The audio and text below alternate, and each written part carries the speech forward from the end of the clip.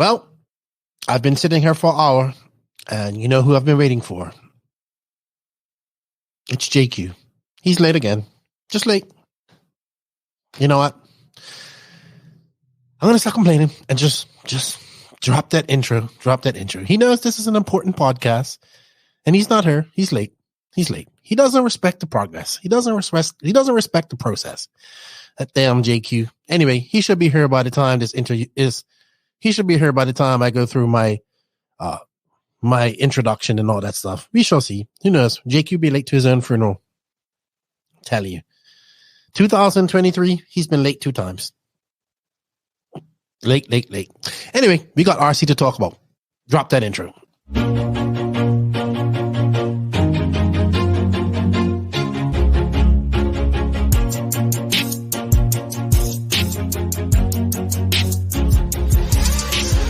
Nitro is the glory, but e-buggy pays the bills. Welcome to the No Name RC podcast. Get ready for some serious bench racing. But be warned, we speak our minds, express our thoughts, and sometimes things can get a little rowdy.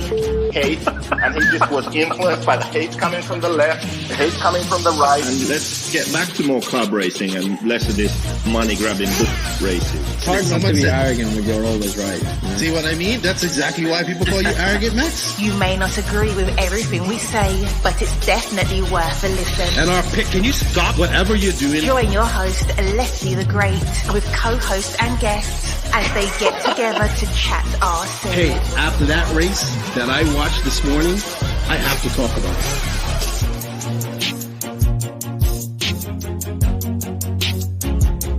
Here we go. $100 right here, $100 throw. Oh no! I like this.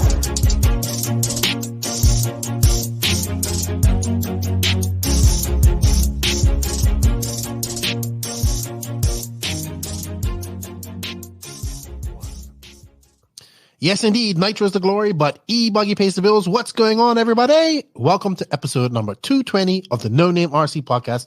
I'm your host, Keena White, a.k.a. Lefty the Great, and joining me later will be JQ. You know how that goes. I don't want to talk about it. He's late. But we got a pretty cool podcast for you this week. We got 3 world champions. That's right. Jared Tebo joined us for a little one-on-one talk with me, him, and JQ. That's 3 people talking, but just him, JQ, and I. And then we bring on his team, his new teammates, the Viking David Ronnefalk, as well as Robert Badier, and we geek out over RC and Mayako and all that stuff. It's a really good chat. I really enjoyed talking with him. I actually listened more than talked, so that was good. But great chat with those guys. Thank you to Robert, and thank you to David, as well as Jared, for coming on and talking with us about RC. Jared talks a little bit about his SIC. I know everybody was looking for a full-fledged SIC recap this week, but I just, with this podcast, how we planned it, we had planned all this prior to SIC. So we do touch on it, but, I talked to Jared about it and get his opinions and what he thought. But you know what? We got a lot to talk about this week, but before we do that, I need to say thank you to all of you guys out there. Yes, all of you, the NNRC squad around the world. Without you, none of this is possible. Thank you for all the continued support. We greatly appreciate it. Also, shout out to the patrons of the NNRC. Without you guys, we can't keep these bills paid. So thank you to the patrons and the YouTube members of the NNRC. If you wish to be a patron or NNRC YouTube member, the links for that are in the written description of this podcast. The patrons actually getting very active. I'm posting a lot in there. So trying to make it very special in there for all the patrons. Thank you guys for your support. Also, thank you to all these awesome companies that support the podcast. They are our primary sponsor with InvisibleSpeed.net, Hitec RC, celebrating their 50th year. Congratulations to Hitec RC. TNR Fuels, we have the A-Main Challenge coming up this weekend. Sun Pedal USA, Mayako, Beach RC, Tekno RC, Lugs Racing Tires, Papa Willie's Traction Tonic, Ardent Imprint, RC Horse, Racecraft USA, House of RC. Shout out to Danny Paz. WRCE did a great job of covering the SIC event. RCGP. Shout out to David Ronnefalk of Ronnefalk Racing. Also give him his new IG and his Facebook alike because he lost all of that stuff. Shout out to JTP RC. Jared Tebo's brand, 36 Mood, aka Bob Badier.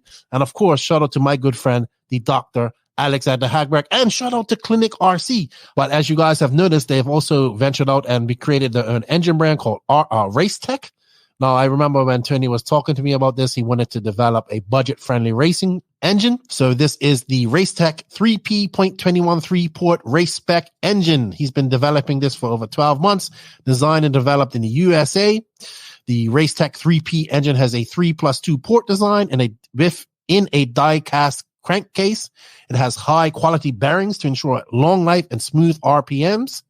The 3P also features an alloy composite 2-needle carburetor with a long, low-speed needle that ensures solid idling with smooth transition to high RPMs and a solid return to idle while maximizing fuel mileage along the way. The combustion chamber has been optimized for 20 to 30% race fuel by producing big power with low nitron content will give much more fuel mileage. The billet cooling head. Now, this is what I like the most. The billet cooling head will come in black, blue, red, or pink. Those of you that remember the old times when we had the O'Donnell heads and Noser heads, they used to come in different colors and you used to be able to pimp your car out with your color. It has a whole other plethora of other specs that you can check out at the clinicrc.com website. But the price line will be $299 for this engine. Check them out. If you have any questions about the engine, contact Tony Newland directly, and he will answer all the questions that you need. But thank you to Clinic RC and for all their support. Check them out with their new budget engine. All right, guys, we do have a fairly long podcast. We don't have much RC news going on, just some race announcements coming up. And then we get into our chat with JQ and Tebo. But before I go on, I just want to say some shout outs to a few people here. SIC was awesome, by the way. I really enjoyed the coverage. Congratulations to Dakota Phend and TLR on the win.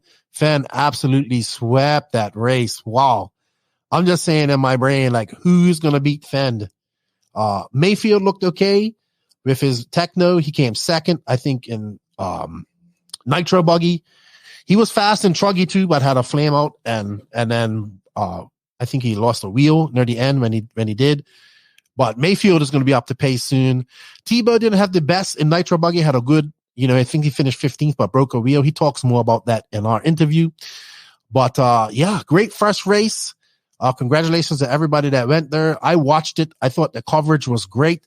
Kudos to Dave for getting Danny up there to do the coverage. He does a great job. And, I love what the work that Danny does. And yeah, I enjoyed SIC all weekend. And this weekend, we have TNR Fuels to watch. That's going to be all on Mod, and you can watch that on Mod's coverage as well.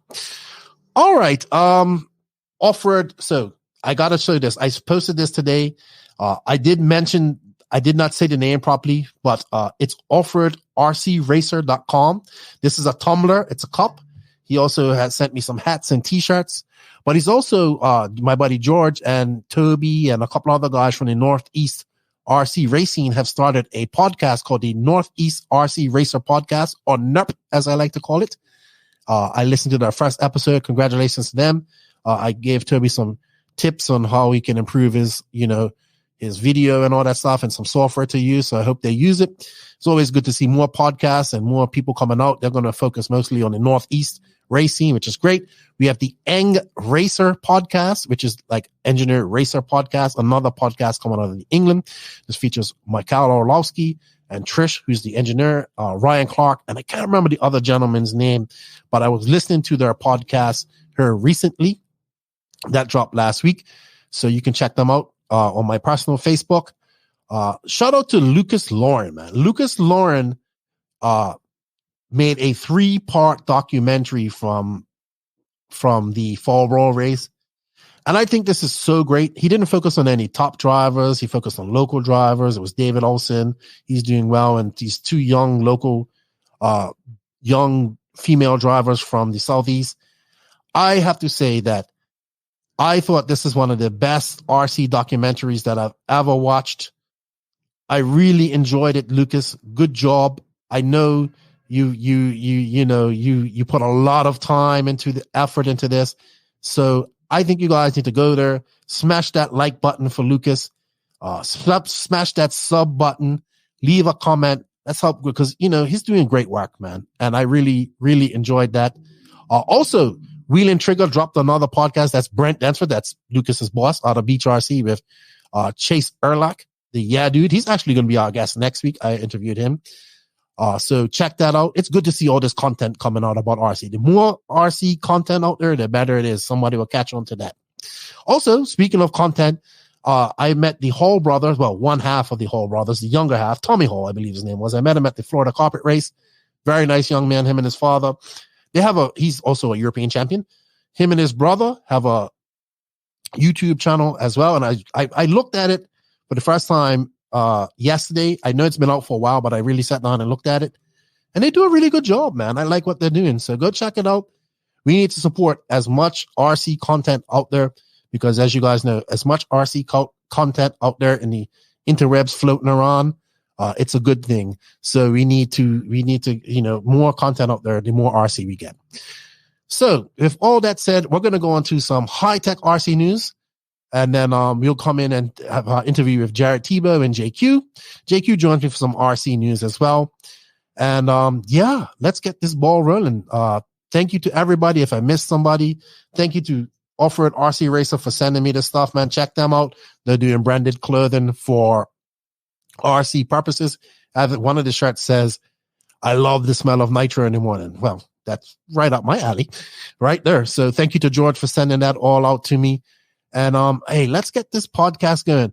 JQ is supposed to answer questions, but I have a feeling that this podcast is going to go too long and he's not going to be able to answer questions. So yeah, let's see. With that said, let's go on to the high-tech RC news and then on to the InvisibleSpeed interview of Jared Tebo.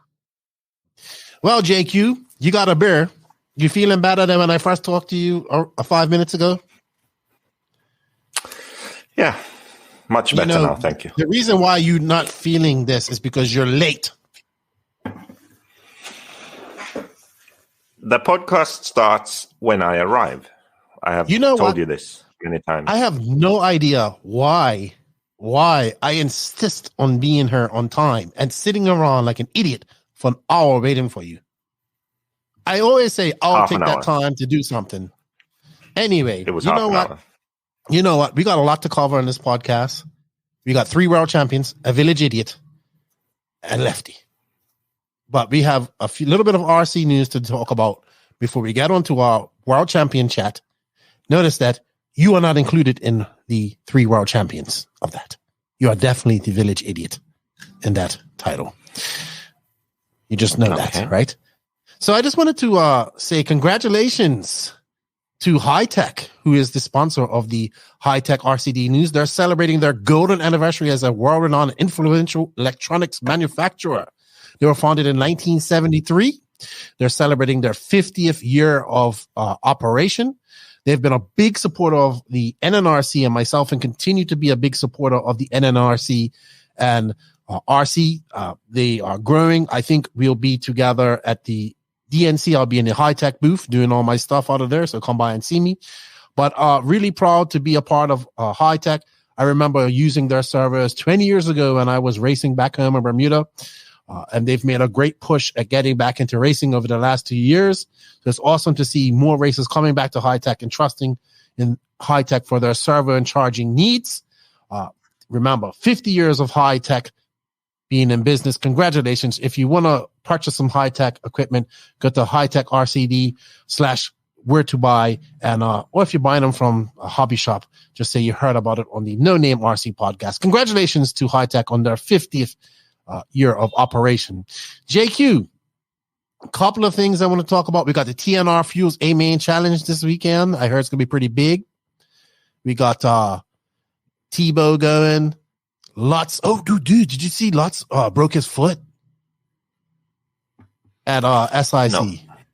Yep, Tara Moshkin broke his foot. But he's going to be there. He might be there. Tebo's going. Rivkin's going there. Cavs out there for his new WRC. I'm hearing Mayfield's going to be there. You know, all that good stuff. Oh, JQ, Drake made the main at SIC. Drake actually drove a very good B main to bump up to the A main. I forgot to tell you that.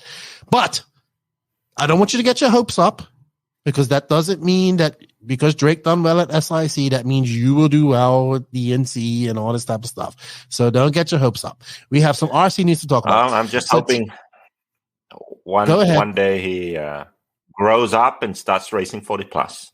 And I hope IFMA makes 40 plus world championships and we can go and race each other there. No, you'll be in the 40 plus zone soon. Not too soon. Not yeah, but soon. That's my goal. Race Drake in 40 plus worlds. Okay, good. I think there will be a 40 plus worlds at some point.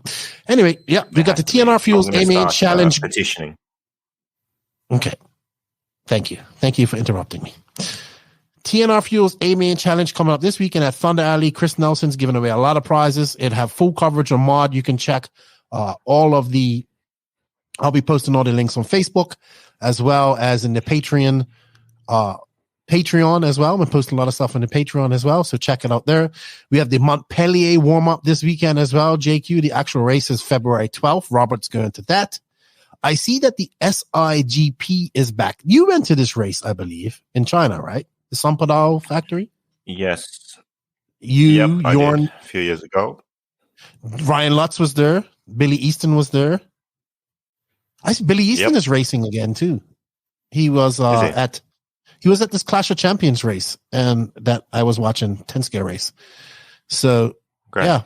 And then we have the Philippine Masters coming up. And I heard you might be going to that too. Yeah, I don't know. Robert's going for sure. Me, I don't know yet. Interesting. No other real news than that coming out. I haven't really seen anything this week. I know we have a long podcast planned this week, so that's why I'm not going to delve too much into the RC news.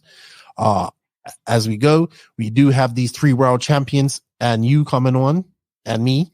But first, we have a little interview with your newest acquisition of the Mayako team, Tebo. We talked to him. We're going to talk to him about how his weekend went at SIC and his decision to join Mayako. And then we're going to have David and Robert come on. And we're going to have a little Mayako meeting, I guess, public meeting here to talk about what these guys want and just give people a little insight to what goes on in some of these things. So with that said, I don't have much high RC news. That's it. We're going to go right on to our interview with Jared Tebo that is brought to you by InvisibleSpeed. Anything to say about InvisibleSpeed before we go into this, JQ? InvisibleSpeed. Cool. I didn't expect that. Yeah. Buy the book, buy the course, get fast, make your speed visible, right? That's what you're going to say? That's right. Yeah. And Tebo's a part of InvisibleSpeed. What will his role be now in InvisibleSpeed? Let's tell everybody that before we go in and talk to him about it. He's going to be in the sort of live meetings that we're going to have, and also in the Discord, of course, answering questions. So now if you join in January, you have a chance of winning a free Mayako membership to celebrate the addition of Tebo. Yes. So there you go. If you join the InvisibleSpeed online course, you will win a Mayako membership. Oh, course? Was it the course? You won't win it. You have a chance. Yeah, full course, then you have a chance of winning a Mayako membership. So in March, we'll start the sort of 1 week long live video sessions. We do 4 each year. We're supposed to. Last year we didn't. This year we're going to try again. Each quarter we do 1 week of live videos, go over some stuff, give out homework. Then in the next session, we analyze the homework and go over new stuff, give out new homework. So I'm actually going to force David, Robert, and Jared to also do the homework and also provide their feedback. So it's going to be the best year yet. Okay, awesome. InvisibleSpeed.net. Thank you. They are the primary sponsor of the No Name RC podcast. Make your speed visible. And remember, if you buy it within the month of January, you have, it's now, as we're recording, it's the 18th. You can win a chance. You will be entered in a chance to win a Mayako membership. Very good. All right, let's get Tebo in here, JQ. Cool. So we're back here with Jared Tebo, who recently made the switch over. Actually, you had everybody hopping during SillySeason. I think you played it really well. Everybody was wondering where you was gonna go. I can't believe you're wearing a Mayako shirt I remember when JQ first told me this, he's like, I can't believe he signed Jared Tebo. When I met you, like on this, I was listening to one of our first podcasts. I was looking at our first podcast we done back in 2019 or 2018, it might have been. I never thought this would happen. You are on Mayako team with JQ, with Robert, with David, who we're going to have on her later. We're going to have a meeting with you guys. Man, what a silly season. How did this happen? I guess that's the first thing we got to say. How did you go from Tekno at the Worlds to Mayako here in January? Yeah, definitely a situation that I didn't really see happening. Really how it happened was Joseph just reached out after Spain, and my plans was to just kind of stay with Tekno, keep kind of doing what I was doing. That was, I would say, the easier road. I was just, decently happy there and, getting paid to race and, doing all that stuff. I had kind of told them that was the last chassis sponsorship change that I really wanted to make. And, I was expecting to end my career at Tekno. And then that all kind of changed after Spain. I reached out to them and, was like, hey, let's start working on contract, renewal and stuff like that. And before Spain, they had kind of made it clear-ish to me that everything was good to go. So I wasn't expecting any type of change. And then, Joseph reached out to me and I was like, oh, I think I said, I'm not interested. And he was like, what does not mean? I'm like, well, it's not off the table for me, but I have plans to just stay with Tekno and just do that. If for some crazy reason that doesn't work out, then I would be interested. And, it turned out to where Tekno kind of replied to me like, oh, we're checking our options. And, that caught me off guard. Like, oh man, I don't really know what's going to happen. So then we started talking and then, it turned out that I was getting replaced at Tekno by Ryan Mayfield. And then, the best option was to do the whole Mayako thing. And, a lot of things really lined up. And I think this is actually a really good thing to happen for me. And just the timing couldn't have been any better with me and Robert. No offense to Joseph here, but if Robert wasn't here, I don't know if it would work quite as well. Me and Robert have a good relationship. He seems to kind of have that supporting mindset and has been kind of that supporting role for me that I've kind of needed. This was a scary change and just a big change. And it was, I needed someone to talk to that was like, oh man, this is going to be good. Like, we're going to do good together. And Robert was that person for me that really made this kind of seem like it could work for me. So, yeah. So I remember talking to you at the Worlds, and you said you thought I thought everything was good. You was there, you was having a good time. I think it was like one of the you didn't make the final. I think it's one of the first Worlds I've done that you haven't made it for a long time.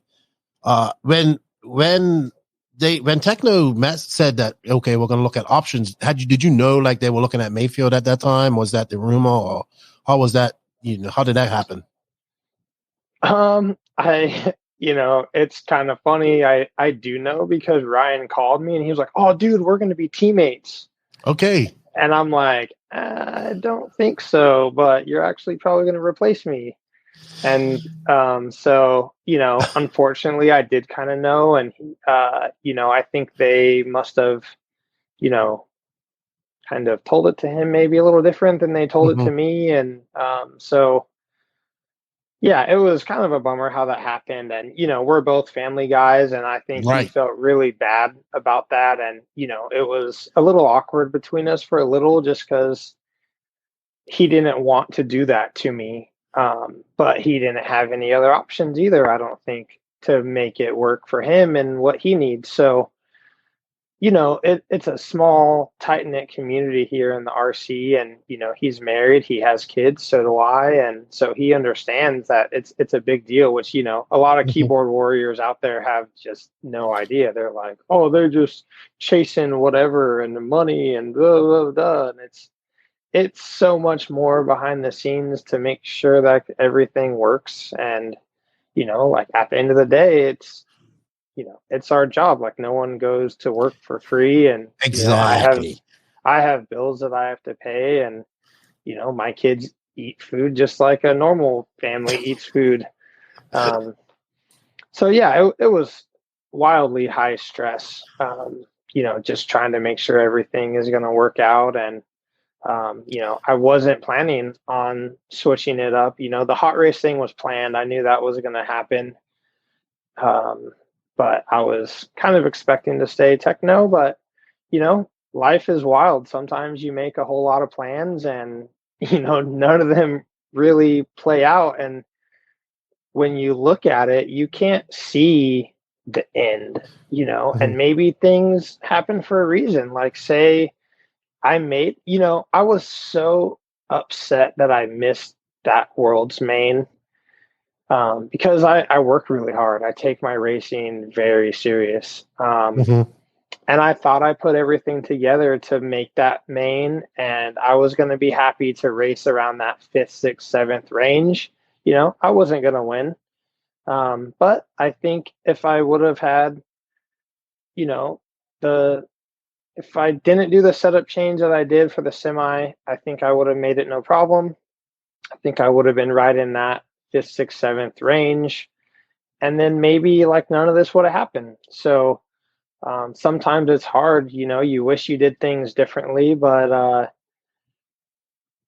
certain plans just work out. Like if I didn't have JTP, all this stuff wouldn't have really happened. And, certain things just really lined up.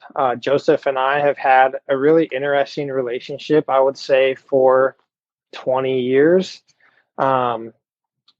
Definitely not friends. We've had times where we, have been pretty cordial with each other. We've had times where it's definitely been pretty ugly between both of us, but there's been... Hey, we were friends at first when we first were met, friends at like times. 2003 DNC. Yeah. That's how it starts with you, JQ. Yeah. When you were friends with Josh Wheeler and stuff like that. No, for sure. Yeah. 2005, it got a little ugly for certain reasons. But we've had this, like, I would say, like, a general respect for each other still. We've talked, he'll just like randomly message me sometimes. And, there's been times where I wasn't that nice back, or, we talk and maybe he wasn't that nice to me, but, it's never been like, I hate you, you hate me, this type of thing. So, I think this option was never, at least for me, it was never like completely off the table. And I think, somewhere deep down there, Joseph likes me a little bit and thinks that I'm a decent driver. So I think for him too, that this deal was never like completely off the table. Obviously pretty unexpected for most, probably unexpected, a little bit for both of us, but everything lined up good. And I think it's actually a pretty good fit and a better fit than most people realize. Just a little bit that we have talked together, we do have some similarities as far as like, some personality stuff, just, being brutally honest sometimes when maybe you could say things a little bit differently. And that's been good for both of us and bad for both of us at different times in our lives. And, being misunderstood a little bit too. Like, I think Joseph is pretty misunderstood just as a human being. And that's an understatement, but well, and I've been just like misunderstood as well. On a very sort of basic level as a human being. Yeah. Yeah. That's fine. He is definitely one of the most difficult people I've ever had the chance to figure it out. I've kind of figured him out now. He thinks I haven't, but I have. And also on top of that, not just rewinding it back. I want to reiterate, because a lot of people, like you said, I remember when MX went out of business. Well, you know what the thing with MX, and that affected you and Mayfield, Rivkin, all those guys running MX. And I think he was. I remember you came on the podcast and he was like, "That's like a big chunk of my money every month going in security and travel." I remember that MX was a big part of you guys' program. Yeah, in my pay, and that's a big deal. I think instantly. I think people don't understand. Like this is a job. You guys are the professional athletes of our sport, right? Our sport is very small. You guys are the professional athletes of our sport. You should get paid. You should get paid to do it. You know, the guys that have earned that should make a living doing your racing. I think there's still room for that in RC, but it's not just about making enough to get by. I think you have to also make enough to viably want to do this and not do something else, you know, because there's other jobs that you can make very good money at, more money than RC. So when people, even for myself, getting sponsors for this podcast, your life, your way of life might rely on, okay, we're not going to sponsor you this year or whatever. You have to go find that money. So I think anybody who has if another job is going to give you better benefits and more pay, you're going to go there. You know, it's obvious. It's like that. Now, a lot of times in RC, it's not that way. Exactly. I mean, a lot of times drivers don't get re-signed. Exactly. No one really talks about it. People are like, "Oh, you left," you know, and it's like, well, like I didn't leave Tekno. Like they told me, we don't want to work with you anymore. And you know, that happens a lot more than people think. Mm-hmm. And people realize, and it's like, people are just not. Well, because really we have this illusion. We have this illusion in RC where these companies are making millions and millions of dollars, and you guys are making, like I've heard like people say, "Oh, I heard that Mayfield's made over $2 million in his race career," and I'm like, I mean, that would be a lot of money, but from what that's a lot of money to make, and you know, $200,000, a year over. So a good amount of time. Yes. This was another time, but this is what people have to understand. This is your job. You give up a lot of your time. Look, you're going to be going 2 weekends again in a row. The time prior to getting ready for a race, all that stuff, it takes time. It's your job. Yeah. Like anything else. So you have to make the moves that you're going to, and with you have a big family. You have to provide for them. So things have to be done. You have to do what you have to do. Honestly, I mean, one thing that I also heard was a bit like when Durango came about, mm-hmm. like Durango signed everyone. And that really was like with money, like just offering drivers money. And that's why they switched. So this isn't like that. Like Jared didn't switch to Mayako because we made some big offer and he signed. Like it's mm-hmm. not for the money. This is different because the key point to the negotiations. I'm stressed on money right now. It definitely wasn't for more money. The key point to the negotiations wasn't the money, but the opportunity and what we will do together. That was the key point. So he's a racer, but he also has his web shop and selling stuff and his own brand and planning to make this a career past racing. That was key, right? Because he will grow into the role of basically Mayako USA. Like when you think Mayako, you think Jared Tebo in America. That's the idea. So that's why I at least think that he signed, because there's a long-term goal where it's a win-win in a sense. Like Mayako needs Jared, Jared needs Mayako. That's what the deal is. So there's much more to it than just a paycheck or a salary. Like that wasn't the thing. And what comes to us, like me and Jared, I mean, I honestly, it may seem very often people think that I have something against them when I really don't. Like I don't have anything personal against Jared, even though a lot of people may think so. I do remember one Neo. One Neo e-buggy race. I knew the Neo story was going to come up. We tangled in the main.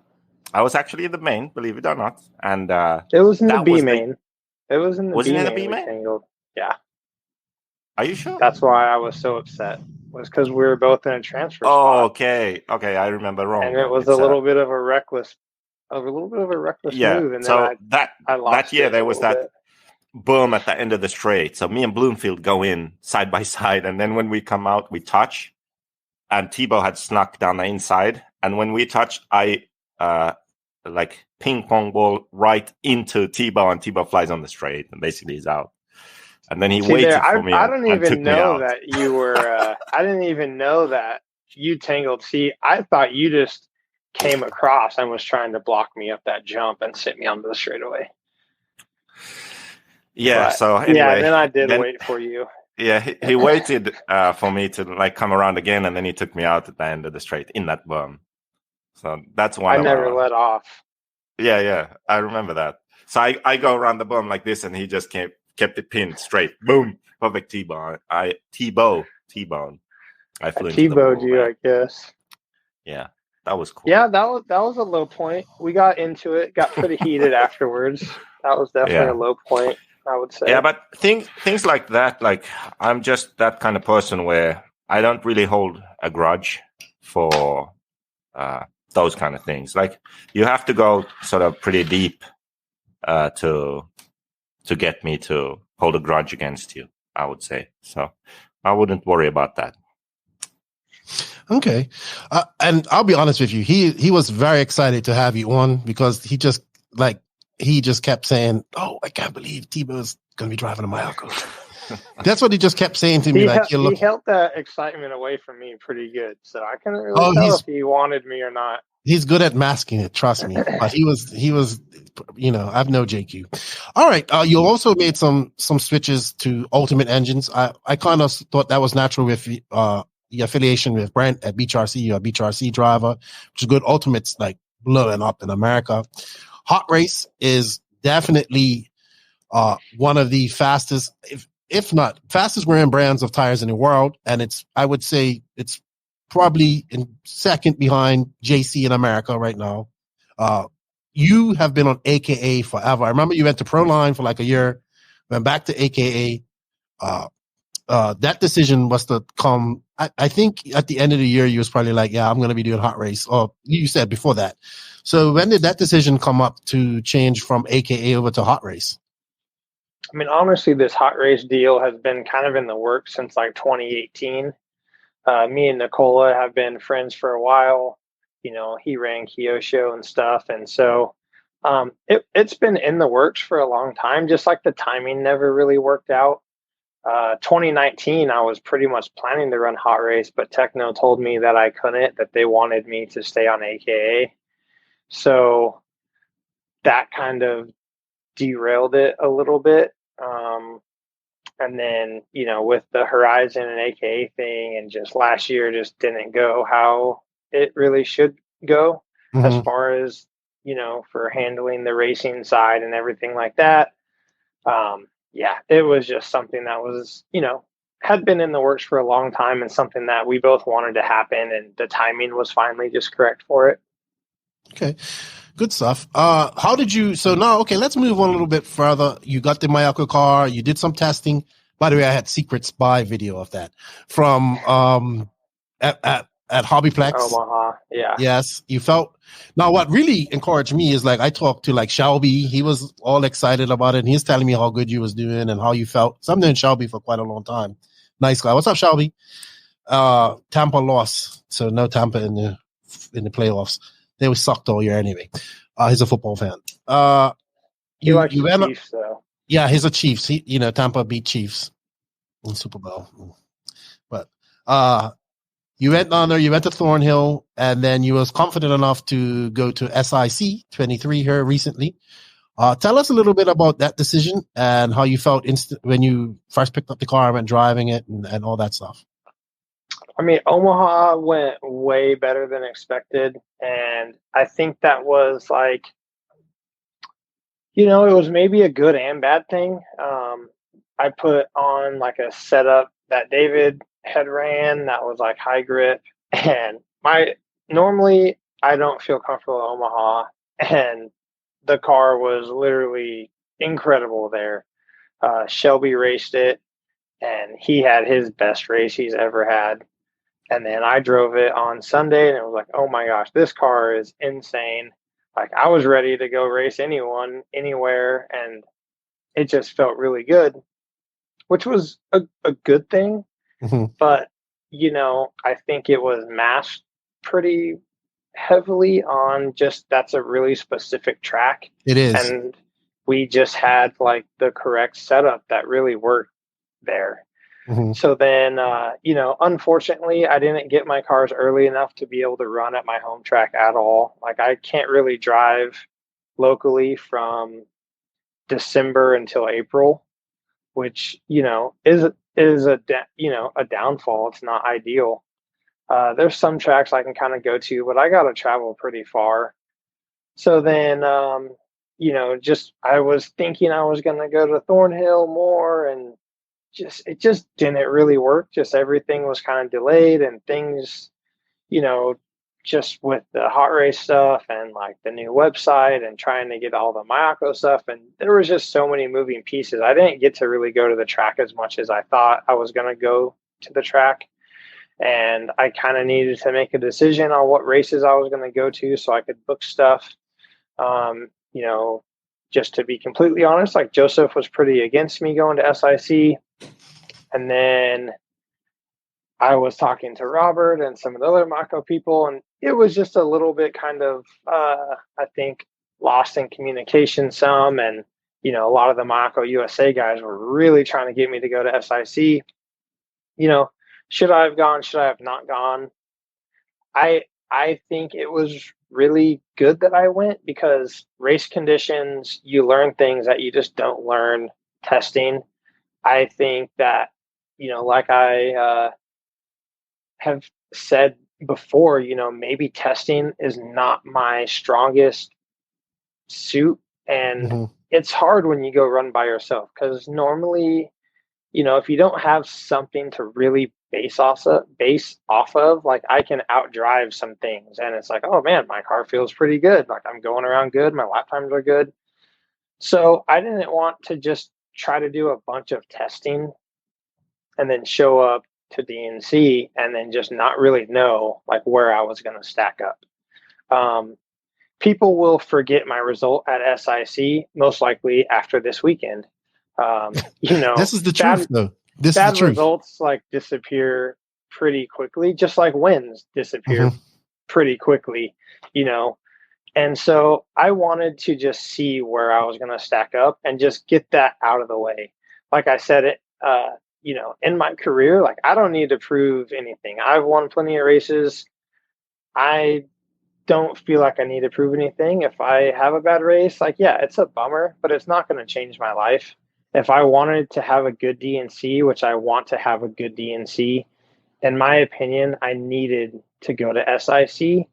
And honestly, having a bad SIC was probably better, because I know that now there's some things that I really need to focus on, and some key setup things that I really need to get figured out so that I'm comfortable in certain conditions.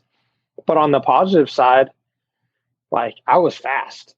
I had times where I was really fast. And that's been something that's been lacking. In the past couple of years, like, I'm not leading qualifiers very often. I'm not fighting for a TQ. I mean, the first half of practice, I was probably the fastest car on the track. People were watching my cars. I was doing good lap times. Tons of people were coming up like, oh my gosh, your car looks amazing. And it was when the track was green. I think his camera died, or his internet dropped. Hello? Oh, there we go. Okay.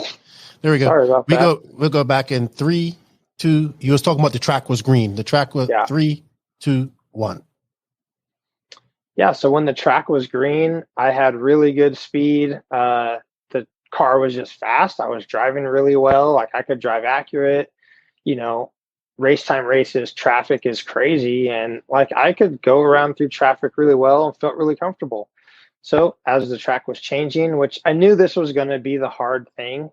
And this was why I wanted to go race, because you don't get this when you go testing, because the track doesn't change at all. And as the track started to change, then that's when it got a little bit more difficult for me. I lost some speed middle of the day. End of practice, again, I was right on pace. Started qualifying, was pretty good. I would have had top 3 runs pretty much every time in buggy if I didn't have, one mistake. I kind of had one mistake in each buggy run. And they were just silly mistakes. A couple of them, especially in the first round, were because I didn't have my paint job. And it's really wild when, if I drive with my paint, the amount of respect I get versus driving with a white body. And really, in like Nitro Buggy, I had some guy just like racing me out there on like, I probably didn't know who you was. 2 laps to go, just like battling me. And yeah, that's what it caused me to crash. And, it cost me a top 5 or top 3 run. And so, the weekend was actually pretty decent. Yeah, it kind of fell apart there at the end of the main, but there was still some good things. Like, one thing that, Joseph probably doesn't know, I was getting incredible fuel mileage. I did my first pit stop at 10 minutes. Really? I was going to pit at 10, and I pitted at 10, no problem. Made the first one. And so me and Brandon Rose, we both kind of got screwed at the start, and we both got sent to the back, and we were both kind of coming up. So, I would have been kind of right around where he was, that 5th, 6th, 7th kind of range, with, kind of how my car was and the little bit of discomfort I had, which we found out what that was later. I would have been okay with that. So there was definitely some good things to take away. Like, yes, did I want to have my debut race go like this? Absolutely not. But I want to do good at DNC. And so if it takes a 15th at SIC and a broken wheel in the main to make sure I podium DNC, I don't really care. Motivation. So that's kind of where I stood. I mean, yeah, motivation maybe, kind of realizing that I had my car not as good as I thought I had it, I would say would be the biggest thing. And it turned out to be a couple silly things. And that's something that I that has lacked in my career, is just knowing like when to run certain stuff. And, I'm not sure why that has been like that. It's not like I don't go testing. It's not like I don't keep notes. Like, I keep really strict notes and all this stuff. And I'm not sure kind of why it's been like that. Maybe I just don't have, the right person to maybe explain certain things, and maybe that will change now. And, hopefully it does. Yeah. And also I can imagine a lot of the Mayako USA guys have been waiting for this for years, because a lot of them were JQ guys previously. I know they wanted to have you there. I know they're happy to have you there. You got to meet them. Everybody that I've talked to enjoyed having you there. I talked to Mike Walker, Trent, all them guys. They had a good time. I think that was an important part. And to just show, like, we're taking it serious. Like, we want to support the race time races. And, it's, you don't do the Supercross year and skip A1. And that's just kind of how I kind of looked at it. Well, SIC is that first big 1/8 race in the USA. So I get that. It's definitely turned into that big race for the first of the year.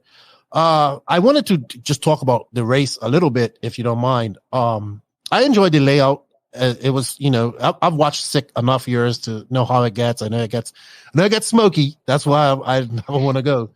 A lot of questions were there. Mayfield was, how was that? Like, that dynamic, like Mayfield of your ex team and you over there. And then, in my opinion, I'll be honest with you guys, I think Phend is going to be very hard to beat this year, but he will be beaten. How did you feel about that? Like, that must have been, just odd for you. I think if me and Mayfield don't have like the relationship that we have, it would be a little more awkward. I mean, it was similar to when I went to Tekno with Lutz. Me and Lutz are kind of friends, but we're not like that close. So like, I wanted to beat Lutz anytime I got on the track. Right. I obviously, yes, want to beat Ryan, but I'm not like, dude, I hate that guy. Like, I don't want him to succeed. Like, I like Ryan. We are good friends. We've literally grown up together. We were kids on the same team at one point together, and now we're married and we have our own kids, and like, we've just like lived life together. And I want him to succeed the same way he wants me to succeed, and we have that respect for each other. Obviously, do I want Tekno to win? No, I don't. I feel like this whole situation could have been handled better and a little bit more professional on their side, which was a bummer. So, I don't want them to succeed, but I'm not, like wanting Mayfield to have bad races or anything like that. Obviously, I want to beat him, and I think I'll get to a point to where I'm going to have more opportunity to beat him than I did previously. This wasn't a fair shot as far as him with a new car and me with a new car, because he has probably had 30 plus track days, starting in October, to where I literally had 4 track days. Yeah, I understand. He's had a lot more time. So what did you think of him with his new ride, with the Tekno ride? I thought he did pretty well. Obviously he's got the car working good. They've definitely gone in a different direction kind of since, I think they kind of had some new parts that they were kind of going a direction, and then, they knew I wasn't going to be there. And so, they weren't really involving me in that stuff, which is totally fine. Like, I understand that. And, they've gone a different direction.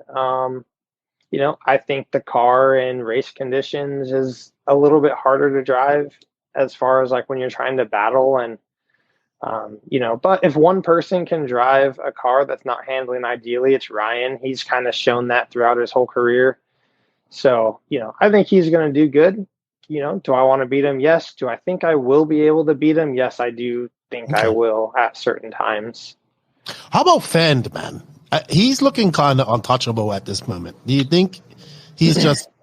I have him as the best all-around driver. But I mean all-around, I think he can drive 8 scale and 10 scale anywhere and do well. People are saying when it goes outdoors, it's going to be different. But he won a nationals outdoors too. So I'm like... he's wildly skilled. He is in his prime right now, which, he's been racing forever. But he learned a lot of terrible habits when he was young because they had him racing stock. He raced stock way too long. Okay. And when you race stock, you learn so many bad driving habits that it took him forever to get past that. And but he's still pretty young. He's a lot younger than what me and Mayfield and Cav and stuff are. And he's right in his prime right now. And when you have that confidence is just wildly dangerous. And the more you win, the more that confidence grows. And, I've had times in my career, like 2005, where like I pretty much with full confidence knew I was going to win any race I entered. And when you have that, you don't second guess things. You don't second guess your tire choice. You don't second guess your car changes. You don't second guess your engine tune.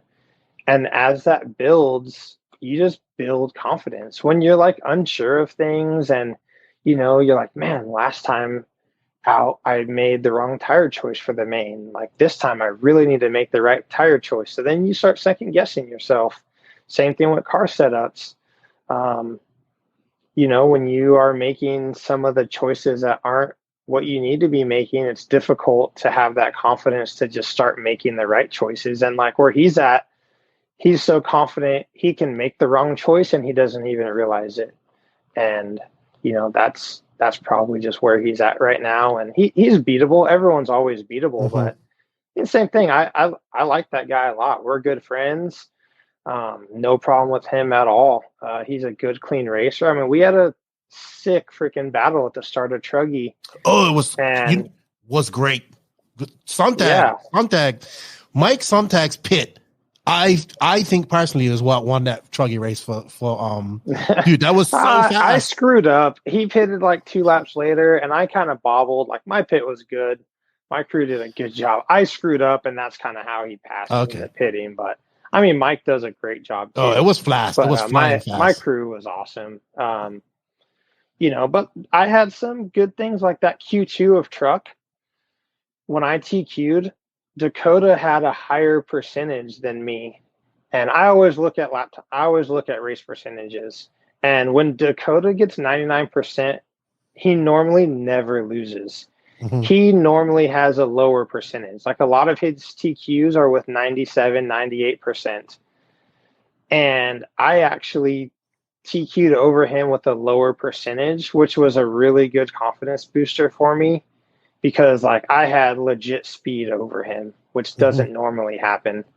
Didn't happen in the main, but same thing. I had a couple of things that kind of messed me up in the main that I got in my notes, and I'm going to not have that stuff next time. And I know I still have the skill to do what I want to do, and it's just putting all the pieces together. Yeah, E-Buggy was good too. I did not see what happened in the end of A1, but somebody said you got taken out right at the end there. Yeah, really unfortunate move coming out of the moguls. Yeah, just there was a big line of cars, and the car behind me wanted to make a pass where you can't pass, and kind of just drove us both off the track. And then when I came back into the track, I got hit again, and then something happened after that, and like all of them crashed coming on the straightaway. And I thought I was going to pass all of them, but one car must have crashed like right at the loop or something, and it had to be a super tight finish. But yeah, that was a bummer because I would have got 4th that run. Like I had that position. I deserved it. I didn't go wide. I didn't do anything. I just just ran off the track for no reason, which took me off of the podium, which, I would have been really happy to finish, 4th or 5th in E-Buggy. And same thing that A2, like I was right with Lutz and I was feeling really, really good. And I was just a little antsy trying to pass him, and ended up crashing, just kind of trying to be too close to him in a spot that I didn't need to be that close to him in. And then at the end, he had a decent gap, and sometimes you just lose that motivation a little bit. And I was like, oh, I'm just not going to catch him. And 2 laps ago, I had the dumbest crash that I shouldn't have had. And then sure enough, his last lap, he crashed. And it's like, if I didn't crash on my second to last lap, I would have passed him after his mistake. And that's, you just can never like give up mentally in racing. And I kind of did that in A2. And because I knew if I finished 5th, I was going to be off the podium. And I was just a little bit bummed with that. And I let that podium slip away, which was unfortunate. It was also 12 o'clock at night. It was pretty late. At least. Yeah. And Lutz actually had a very good sick. He had a very good SIC, 3rd in Nitro Buggy. And I think he fourth in Truggy. In E-Buggy. 4th in E-Buggy, yeah. Okay. I think people don't understand like that mid-pack, like that 4th to 10th or even 12th now. It's rough, man. It's hard to get out of that. Like once you get in that mid-pack really race, it's because everybody is just trying to go and they're trying to do the same thing that you're trying to do, get in front. And it's just so hard to maneuver through that mid-pack range because those guys are fast, and they're not going to let you by easily. So it's very difficult. It's so that you either have to get on that front. You can get pack. shuffled back so easily in a track like that where there wasn't much crashing. Like that's kind of happening in Nitro Buggy. I just got, not taken out or anything like that, but just, one person crashes, you go like around a car to miss it, and then like someone goes inside, and then you get in the dust, and then someone else gets in the dust, and then you tangle. And then it's like you just get shuffled back, and there's just nothing that you can really do. Up front, there's just a little bit. I wouldn't even say like respect, but just like when you're in the top 3, like, you don't want to get shuffled back. Mm-hmm. So, like Dakota or Mayfield, those guys, like, they're not going to do something silly. And like, same with me, like, I'm not going to do something silly with them that could possibly shuffle me back. So those top group is just able to kind of get away, and that mid pack, you're just out there in a war zone, and it doesn't really do anybody any good. Yeah. And who impressed you that probably wasn't on your radar prior to this? I'd say I was most impressed with Brandon Rose, probably. I would agree with you. He looked really good with his new cars, and I like Brandon a lot, and we worked together with the tires, and we actually were the only two that really like stuck with the compound and the tread kind of together the whole time. And so I enjoyed working with him on the tire side, and he's a great driver. And I thought, like, I don't even know if he even drove his e-buggy or something like before he even got there. And, he had very minimal time on his car. So I thought he had a really good event. Yeah, I think he had I think Lee Setzer had a great event too. Yeah, he did. Very good event. Very good event. All right. I think, I wanted to, finish. I know you got to go. You got much time, but I think, how would you, JQ, you can answer this, or if you had any questions from SIC, you can chime in now, because I'm going to get off of SIC. Did you have any, Joseph? No, not really. Okay. I wanted to talk about your transition to the Mayako. I thought it was well received. You saw a lot of kits. You've a lot of people have been talking to me that know you. I think it's going to be good. How are you going to, you're involved in the InvisibleSpeed stuff as well. So you're going to have a lot of stuff going on here, all positive stuff, in my opinion. How do you feel your reception? I know there was a lot of people that were like, what? Like, couldn't believe that you was working with JQ. That was funny. That was funny to read the comments, but how has the reception been in general for your Mayako? And I mean, pretty good. I mean, you saw a lot of kids. I would say, honestly, the reception has been better than what I expected. Mm-hmm. I wasn't sure how people were going to take it. Like, if it was going to be kind of like negative. You're always going to have some people that are going to question what you're doing. I'm not going to call any of it haters or anything. You do have your haters. Like, I have my group of haters, and they're, those people are always loud. And so they seem like maybe sometimes it's a lot of people, but, one or two people see that much. Can be, I really didn't see that much. I expected to see a little bit more, just to be completely honest. Honestly, I saw a lot less than I expected. I think that reception was a lot more positive than what I expected. Yes. Yeah, the reception has been really good, and just as far as like people really wanting to join in and be a part of like what I have going on. I take a lot of pride in my JTP stuff, and just the amount of people that like have reached out, like, man, I want to drive a Mayako car. Like, I want to run JTP stuff. I want to support you with hot race tires.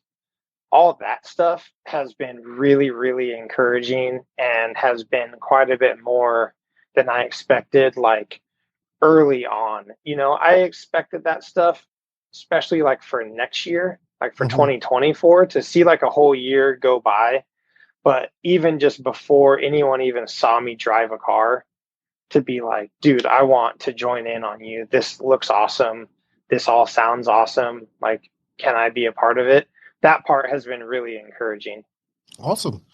That's good stuff. Well, I know you got TNR coming up next, and then I'll see you guys all at DNC, but we got your teammates coming on to talk to us. Well, this title of this podcast is 3 World Champions, a Village Idiot and Lefty.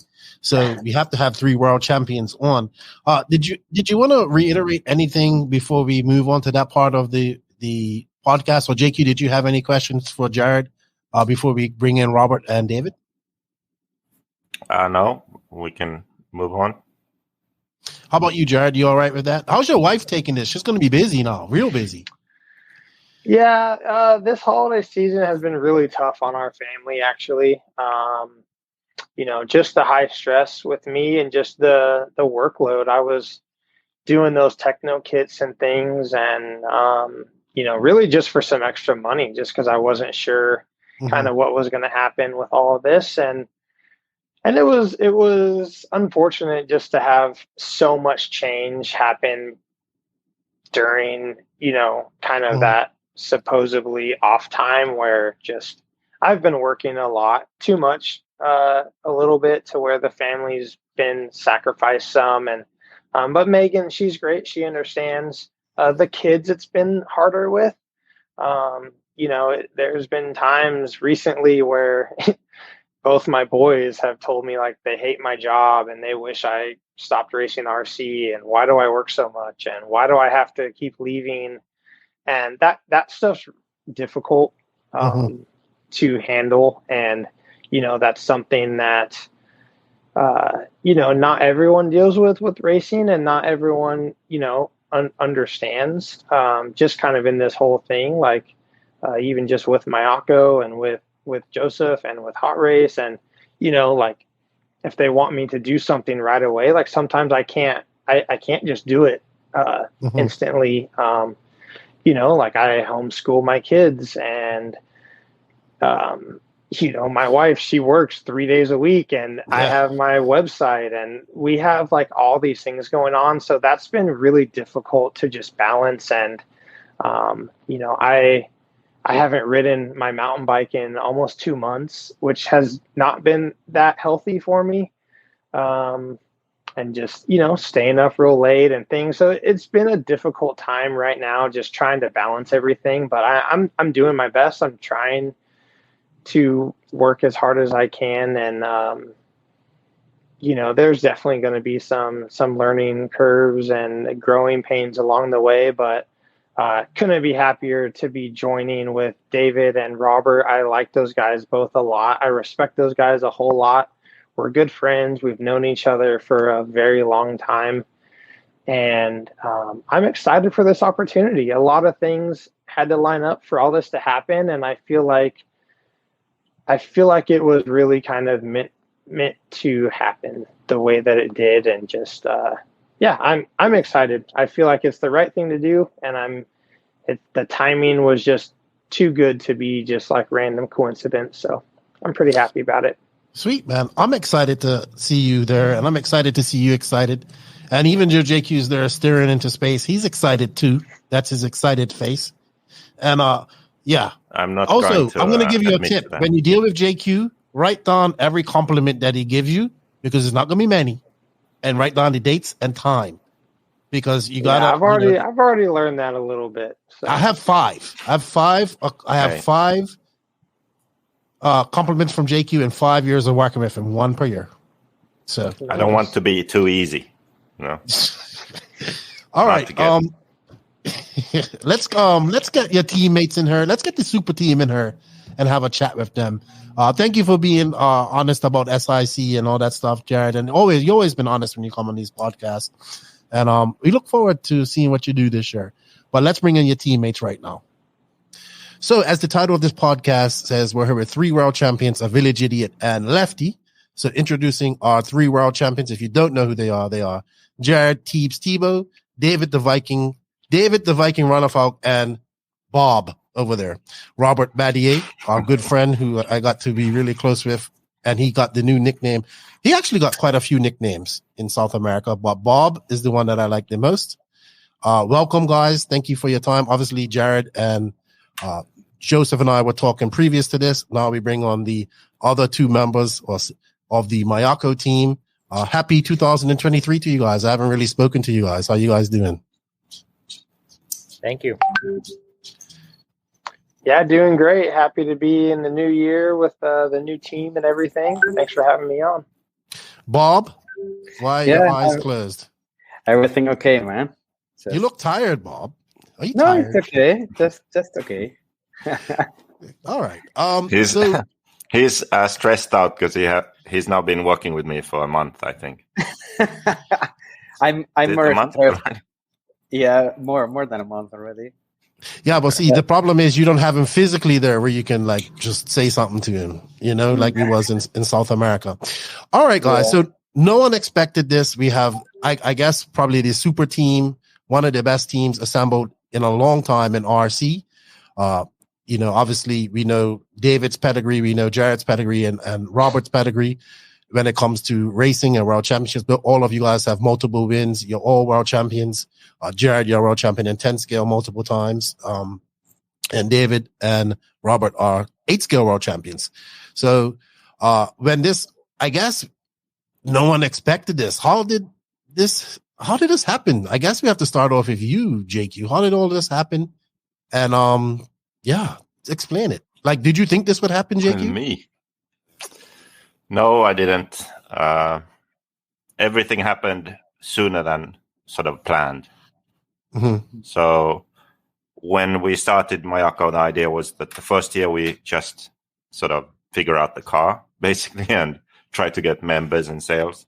But then because Ronnefalk was leaving HB, we had to sign him, basically, if we wanted to be able to sign him. So we did that 1 year earlier than expected. And then the first year was good, and we thought that we have the potential to grow, but we need to add someone to be able to do that. So then Robert was available, and he's the kind of person, and also in that stage of his career where he's not only looking for a driving deal, he's also looking to work in the industry, and that's what Mayako needed. Mayako needed a sort of link between the factory and the customers, someone to take on that role. So then we were able to sign Robert. And then Tebo was more of a sort of last minute thing, not really something that, yes, we wanted someone in America, but we didn't think it was going to be possible, just because it was too big of a risk.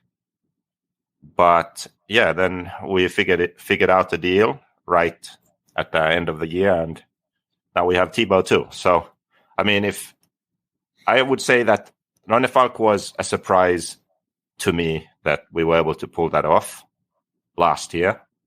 And then Robert was also, even though it was more planned, it was still a bit surprising, and I haven't really come to terms with the fact that we also have Tebo now. So I think maybe after DNC, then it will sink in. Yeah, I remember, obviously, I knew this was happening maybe in South America, and I just remember you saying, I can't believe it. I can't believe it, constantly. Yeah. And I was just like, yeah, well, it's happening, so let's do it. David, long time. You haven't been on her for a while. I think prior to the Worlds, I haven't had you on her to talk about it, but you were the first one to join Mayako. Obviously, that was about over a year ago. We did it on the podcast. I guess the similar questions. Why did you join? What did you expect, and how has it worked out for you? Well, it was just the right timing. Happened to be that I was going to leave HB, basically because Adrian and Oscar was starting this new brand, and everything. Obviously, he's my mechanic and also a mentor for me since a very, very long time, and I wanted to be part of that. So then the only really solution was to leave HB because otherwise there would be a conflict there. So at the same time, Mayako was kind of establishing themselves, and I got the opportunity to have a meeting with JQ at the Buggyland race in Spain. He kind of gave the whole idea of the project, so I could get a better view of what it was, as it's pretty different from anything else out there, I would say. Something I was excited of. I've always had respect for JQ for what he's done in the industry. Coming from basically nothing and designing his own car and actually have it on the market is it's pretty cool. And I wanted to be close to an engineer that have the passion and obviously puts a lot of effort into designing the best possible car for us to drive. And as JQ lives in Finland, we both speak, or he speaks Swedish. It's very easy to communicate. So it was just a good match, and I felt that I wanted to go for something new like this instead of going to a different brand where there might be more drivers already as well. So obviously, I didn't expect the results we got in year one, but we put in a lot of effort there in the USA on the first race of the year at the DNC. We spent 5 weeks prior to that event just testing and going through everything, so I would, be pretty comfortable already going into DNC. So we're able to win the e-buggy class at that event, and we kept testing and working on the car for the Euros and later on the Worlds as well. We're able to find something really good at the Euro warm-up, I would say. So coming to the European Championship last year, we basically had a very good view of the setup we were going to use, and the car just worked really well from the start, and we didn't actually change much at all from practice to the final. So that was very good for me because I could focus on my driving and everything, and was able to put one of my best drives, I think, into the A main there. Basically didn't do any big mistake. I had a little bit of a roll, but didn't lose much, so we're able to win the European Championship for a third time in the Nitro class. So that was obviously nothing that I expected, going into year one with a new brand and a new car and new everything like this. But like I said, a lot of dedication from everyone in the team, with Joseph, of course, getting us the stuff that we asked for and tested as well together, and then also with Adrian putting a good effort on the engine side of things. So really happy about that. We're close to get the world title as well, but considering where we were in the semifinal, I'm really happy being second in the end of the main there. I felt like I had it with 10 minutes to go, but made a mistake coming up the straight that kind of cost me 5-6 seconds, and that was enough for Davide to be able to kind of keep the car on the wheels for the last couple of minutes and bring his second title home. So that was a bummer, but overall, I'm really, really pleased over my first year here, and it's going to be an exciting future with these two guys in the team as well. Yeah, I'm really speechless, but I was speechless in that 1 hour main, and I think I had to go sit down for about 10 minutes after that. It was heartbreaking. You also did well in RCGP. You drove very well. I mean, I remember. I think one thing that sticks out in my brain was you didn't have a great race in Italy, right? You did at Gusago. You didn't have a great race. Ampus was really good, and JCC and Ongaro were just really fast there. I remember you was washing your tires, and I went, "Hey, are you good?" And you looked at me and smiled. Hey, I didn't win a race the first year when I joined HB, and then I won the Worlds. I'm not worried. And I was just like, man, this guy's got confidence. So that in turn gave me confidence. But also what I think people don't understand is you've also been working.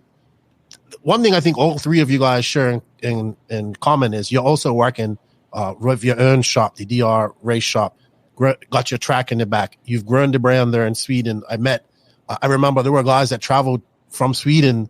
We had to stay in the same hotel. They came to watch you race and whatnot and watch the Worlds. And I was talking to them, and it seems like you got a very good thing going there in Sweden. I know the market's probably not as big as Spain, America, and stuff, but it looks like you got something going there. It's a good bit of drivers. I saw from the video and pictures that JQ was there. So you're also busy selling parts, running a shop, doing all that stuff as well. Yeah, I'm trying to, help the brand to grow. Obviously, time is limited being, on the road a lot, traveling to all these races, but I'm doing my best to keep it up, and I'm really happy to see that many guys in this area joining already last year. Didn't expect that. I think at the Nationals we were close to between 15 and 20 cars. That was out of like 40, 45 cars, so that wasn't bad at all. Obviously have a good following here, the market is not big, as you said, but trying the best to keep the brand growing, and I think that we have something good going on. So I'm excited to see many more people join now as these two guys are here as well. Yes. Very exciting times. I guess we'll see you again at the next race will be DNC, correct? Yeah, okay. I will be doing the Euro Touring Series next week, touring car, and then 2 weeks later I fly out to US for a week of practice, or a couple of days of practice before the DNC starts. Okay, and I know the world's asking, and you will be at the 10 scale worlds, correct? That's the plan as of right now. I don't know with what cars or anything, but the plan is to go, and we'll see. I'll probably just run whatever car we decide to go with, basically. Sweet. Thank you. Let's go over to my good buddy Bob, who was second on the line here. Robert, you're muted. Let me unmute you. Yeah. I did. What's up, Robert? Now you look tired. No, I feel okay, man. Okay. I look tired. I looked more tired last week with Chinese and JQ. Sleeping like 5 hours a day or 4 hours a day. So now it's okay. All right. So this was no surprise to me. I mean, I always figured that you and JQ would be working together at some point. Did you expect it to be so soon and with Mayako? I don't know. Since Mayako started, I really was interested about the brand and how they approach to the RC people. Like, I think it's a completely different way of RC brand, I would say.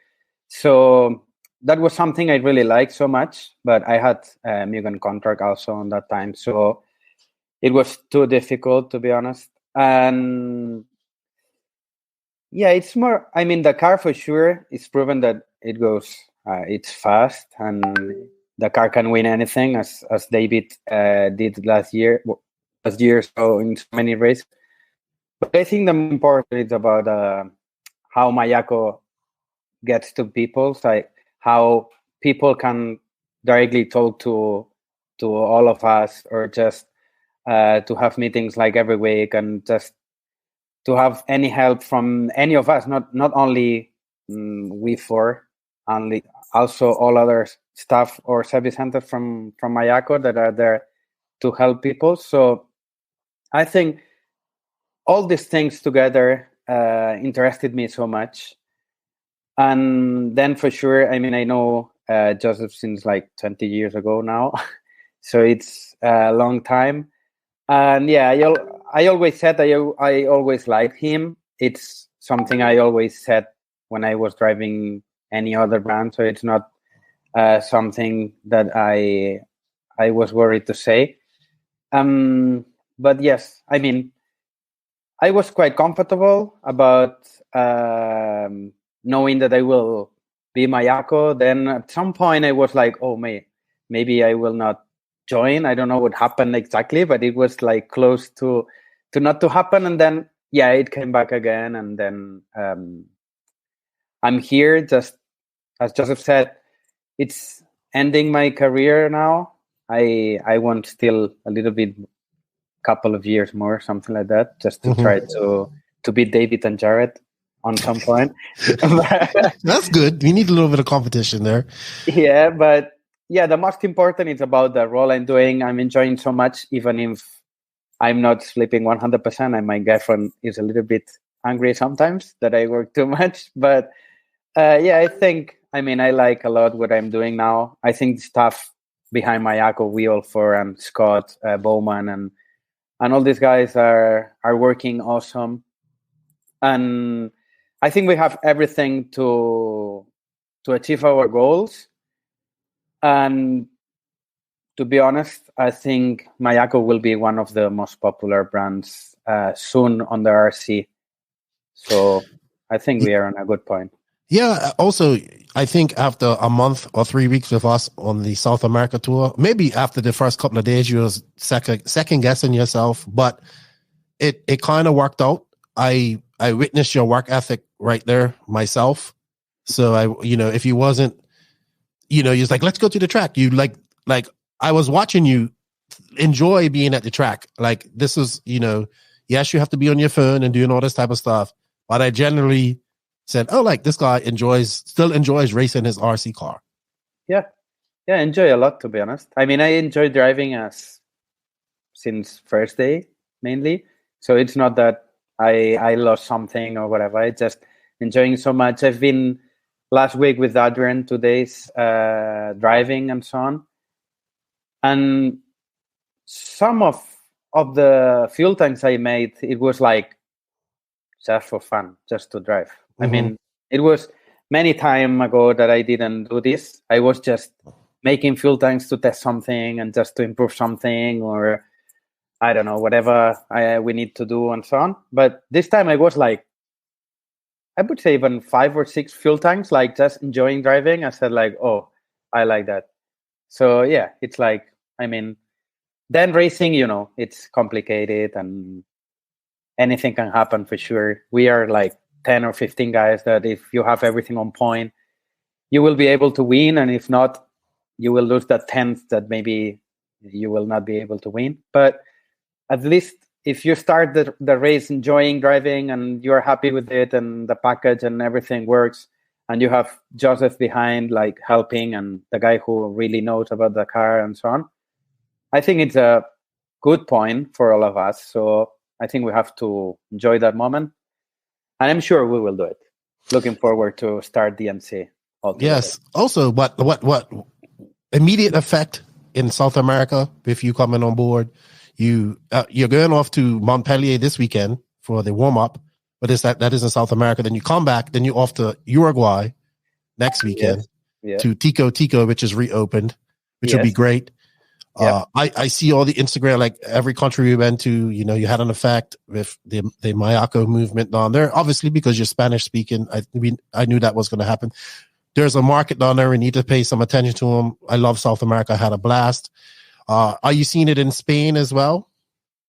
Yeah, but maybe Spanish guys are a little bit more afraid about the change and so on. So some of them are waiting the car just from hands from another guys, not from us. I mean, they think that we can win whatever race with any brand of the market, which is not true at all. I mean, if the car is lacking something, for sure you will not win. So it has to have a platform that can win and it's easy to drive.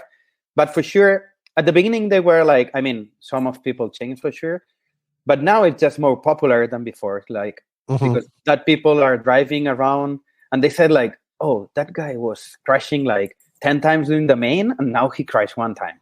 So, like, the kind of stuff that they're realizing now that maybe they need to test the car and so on. I got many requests about even to Uruguay, like, oh, please, can you take 4 or 5 cars on your luggage and sell them to us? I said, like, man, we don't have even stock now. So it just wait, we will do it.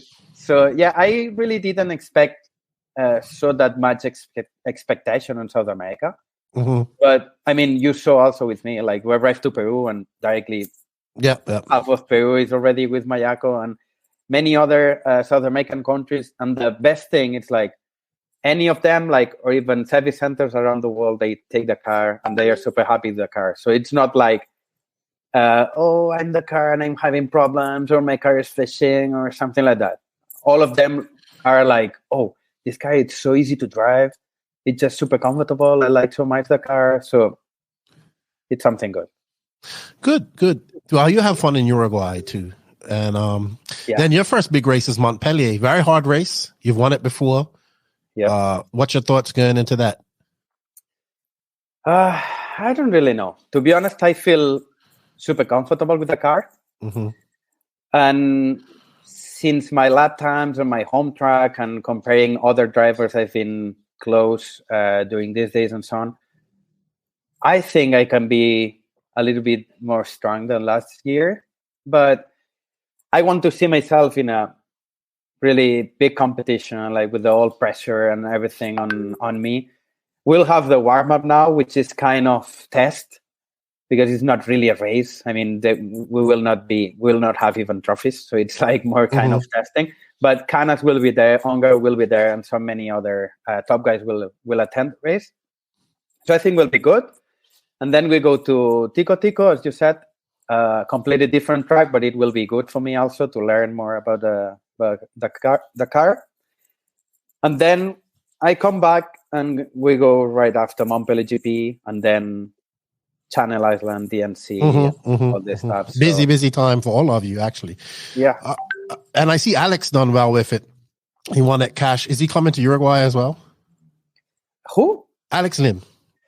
I don't know. I was talking with him today because I sent him the Brazilian setup we made in Jundiaí.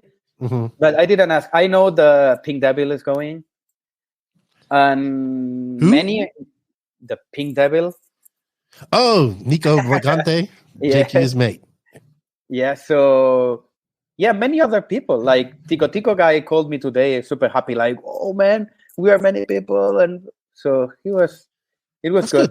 It will be 1 week. It will not be almost 1 month like South America, but yeah, it will be 1 week. Good food and good beef in Uruguay too. Yeah. All right. So JQ, here's something for you. Being as you have, so let's not. We have three of the top, like the top three of the best competitors in the last 20 years of RC right here, right? Pretty much.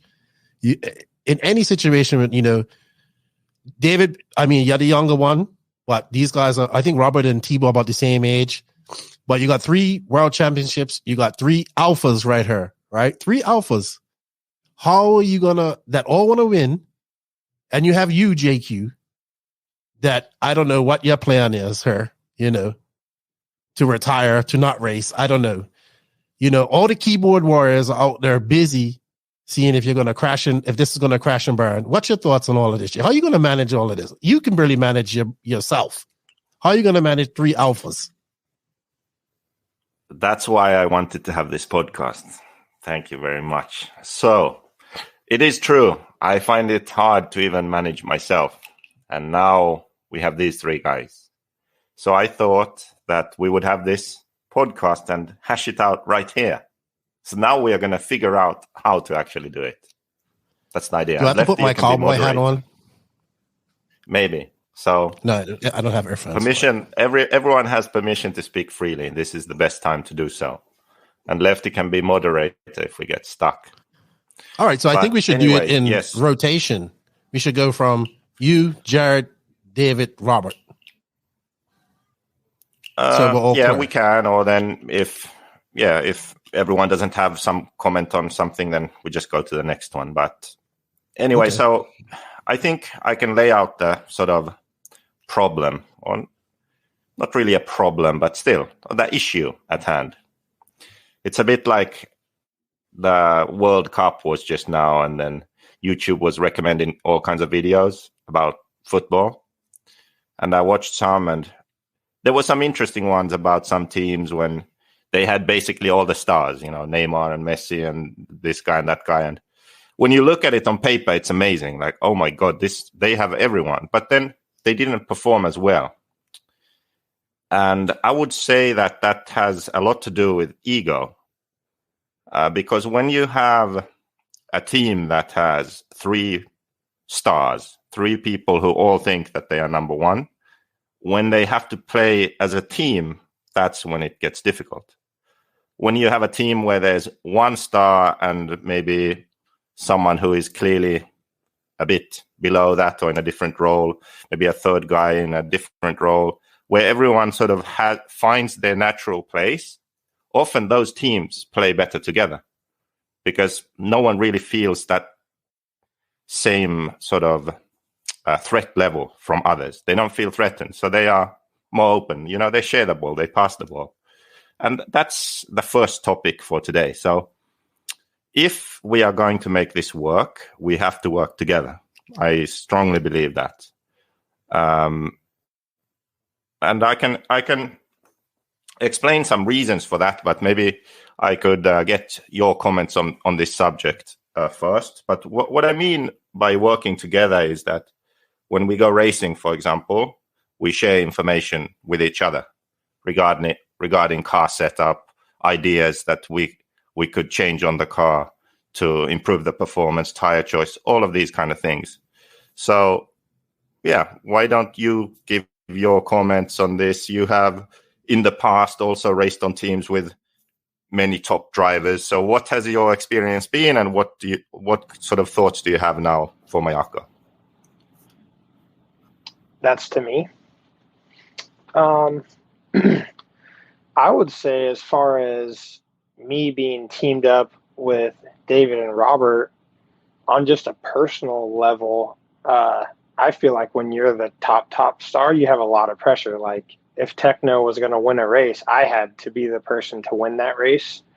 So now I feel like the pressure is a little bit less. David's a world-class driver. Robert's a world-class driver. If I have a little bit of an off day, Mayako still has a chance to win. So that pressure is not all on me.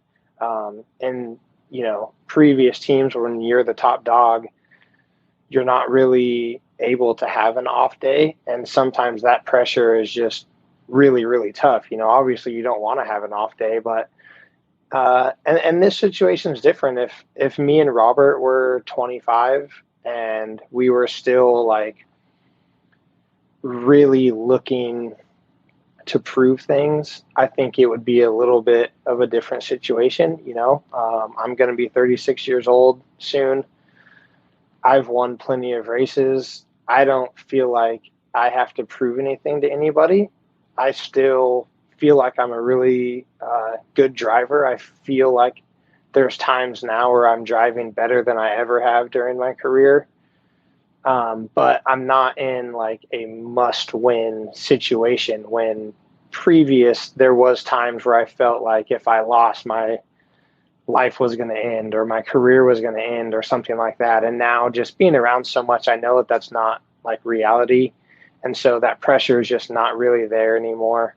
I feel like we're going to work great together as a team, sharing information. I like it when David wins. I like it when Robert wins. I'm not going to be upset if those guys beat me. Obviously you want to be the top person on your team, but it's not, I think kind of the friendship that us three have and kind of where we are in our career. I mean, it's not, I'm not going to take David out on the last lap to beat him. That's just not reality. And, same thing with Robert. So I don't think there's going to be any issues with that. That's kind of my take on all that. Sweet. And also, kind of like Robert was saying, you guys are kind of in that transition period of your career where you still have this speed, but you're looking at the future, what you want to do in the long term and stay in the industry. All right. I don't know. Should we go to Robert next and then let the young one answer? Let's go to Robert. I think something similar as Jared. I mean, like, to be honest, from my career, I never got a really big pressure from my team or from any others. Like, I got so much pressure on myself than any other. So I never care about my sponsors or whoever about if I have to win or not, because if I didn't win, I was so much angry with myself that for sure anyone would be more angry than myself. So it was something, this kind of thing for sure. I mean, for sure now it's something similar, because when you are coming to a race, for sure you want to win and you race to win right now. And especially that couple of years more and so on, I just really looking forward to start fighting for the win and be there and trying to get top positions at any race. But for sure, on this case, we are three top guys. So at any of the top level races, we have like 3 shots. So for sure, any of us should make it. That's for sure. So we need to make it happen. So if I don't win, but Jared or David wins, it will be good also for me. So it's not something that I will not be happy or I will argue with whatever similar. It's like more about I would like to fight for the, I don't know, let's say European title with David instead of other ones, or I would like to fight for the win at DNC with Jared and David together. So I mean, it would be like a dream if okay, we fight for the win, all three together. It would be a win, a dream. I mean, I could even finish third. I have no problem about it. If we are all top three, I mean, for sure. I'm in a position now. I'm 35 from last week, so I'm in the position that it's like maybe from 7 or 8 years ago, people start to say me, "Oh, when you will stop racing? When you will stop racing?" and all this shit. So it's just I don't care at all. So I prefer David or Jared to win and not me. So I would say like, okay, I'm 6th or whatever or 7th, but some of day 2 win. So I said like, oh, you see, Mayako is fast. Yeah, but you don't. Yeah, I'm not fast. No worry. I have to stop. No worries. But Mayako is so fast. So I mean, that's the point I'm right now. For sure, when I switch on the race mode, I will be like angry if I don't go fast and all these kind of things. I know already. But for sure, I would take Mayako as first. So my main goal will be, okay, we have a Mayako on top. Mm-hmm. If so, it will be like, okay, we are good. So then I have to improve and blah, blah, blah. So the time we are not on top, any of us three, then we'll have a problem. Then it will be big problem. So then we will have to have the meetings and all necessary to go ahead together and just to work as a team. I mean, that's one of the first topics I told to Joseph, like, okay, I like Mayako, I like everything. But my first thing is David able to work with me, like to work as a team, to work together? Because maybe he will be faster in all races, but maybe I can be faster in some of them races. So, I mean, if I help him or if he helps me, or Jared in this case, because he was not Mayako on that time, so that's why I say David, but any of them like can help the other ones. So that's what I said. If we fight all three together to get the win, it's so much better than if not only one fight to get the win. So I think we are in a good position. I don't know. We will see. Okay. All right. Thank you, Bob. Viking, that's on YouTube. You took this brand on your back about over a year ago, carried it for the last year. Does this alleviate some of that stress? I definitely can. You know, take Tebo out. I'm not going to take any one of these two guys out. I'll focus on taking some of the other guys out instead, if that needs to be done. But yeah, I mean, I can definitely confirm the feeling that Jared spoke about just earlier, being like one top guy on the team. I felt like last year, obviously, I had immense pressure on me to show that the car and everything was good. Luckily, already after that couple of weeks in US and also later on that spring before the Euros, I felt really good with the car. So I knew that the car wasn't going to be the issue. Now it was just about making sure nothing fell apart during the races and just tried to drive as good as I could. But I definitely felt pressure to show the potential of the car. And also, like Robert said, many people probably said that, I would be able to pick up any car and pose these wrestles, but that is not true either. I think you need a good program. You need to have the car set up the way that makes you comfortable driving at this level, because there's so much talent right now, so many fast guys, and there's really no room for having the setup a little bit off, because then there's going to be someone that is quicker. So yeah, definitely felt a lot of pressure last year, but with the confidence I had in the car, I knew that the wrestles that we achieved was possible. And it just so happened to be that day on main day at the Euros, I was able to put in that drive that got me the European title. And I kind of felt like after the semifinal at the Worlds, I felt like obviously that wasn't my goal to be starting 11th. I wanted to be further up the grid to be able to have a shot at it. I didn't feel like I was going to have a shot at it moving into the main. We made some gamble on the tire compound, etc., that really worked out for us. And right after 2 corners exiting the pit lane there, I definitely felt comfortable with the car. The car was, reacting the way I wanted it to. And I told Adrian over the headset that that I felt like it was, it would be possible to get up there and fight for the win, because we also had a good fuel strategy for that race. But regarding, I'm pretty, I would say, as I'm the younger of us three, I still, I have still things to learn from these two. They've been around a little bit longer than I have, even though I've been racing those guys for a very long time too now. But there's definitely things that you can pick up and learn. And I think that, my relation, with Jared and Robert has always been good. I think me and Robert have had great battles, tough ones for sure, but, great battles on the track. Me and Jared have, some experience together in the Kyosho team as well. Obviously, I was really young at the time as well. And we only did, a couple of races every year together, but always had a good time with him and Pilars and the guys when I came over there. I don't see any issue right here as long as I come out on the top.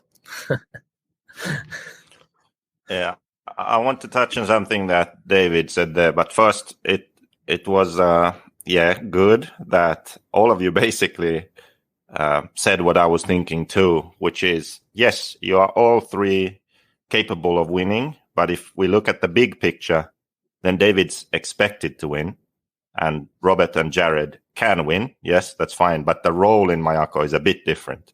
So I guess it's good that all three of you sort of agree with that setup already.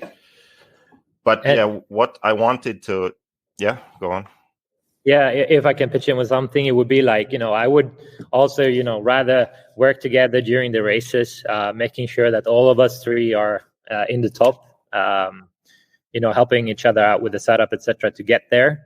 And, if all of us are feeling good with the cars, I much rather beat those good two guys, knowing that they also have, good stuff. Then we are on the same, playing field, and that would give me a better satisfaction as well if I beat those guys, knowing that their cars are also good, other than, working for myself, making sure I'm feeling good and they are finishing 6th and 7th or whatever. I would much rather have us all three on the podium, like both other guys also said before. But yeah, that's definitely one of the things that I think that we'll be working really well together. Sweet. Go ahead, JQ. And the one thing that I think gets lost a bit when I think it's normal that people want to keep information to themselves because they feel that, okay, I can have an advantage if I don't share with other people, for example. But something that David mentioned there was that the car was set up well for him. And that's key here, because I know for a fact that Robert and David can't drive the same car. Jared, I don't know well enough yet to know what kind of car he likes. When I say same car, I mean same setup, obviously. It's the same, basically same parts, same Mayako, just a very sort of different way to approach the setup of the car. So when a driver in a team decides, at least a team like this, where we are developing a car, when a driver decides to either withhold information or not be honest and open with information, at the end, it will only hurt themselves in the long term.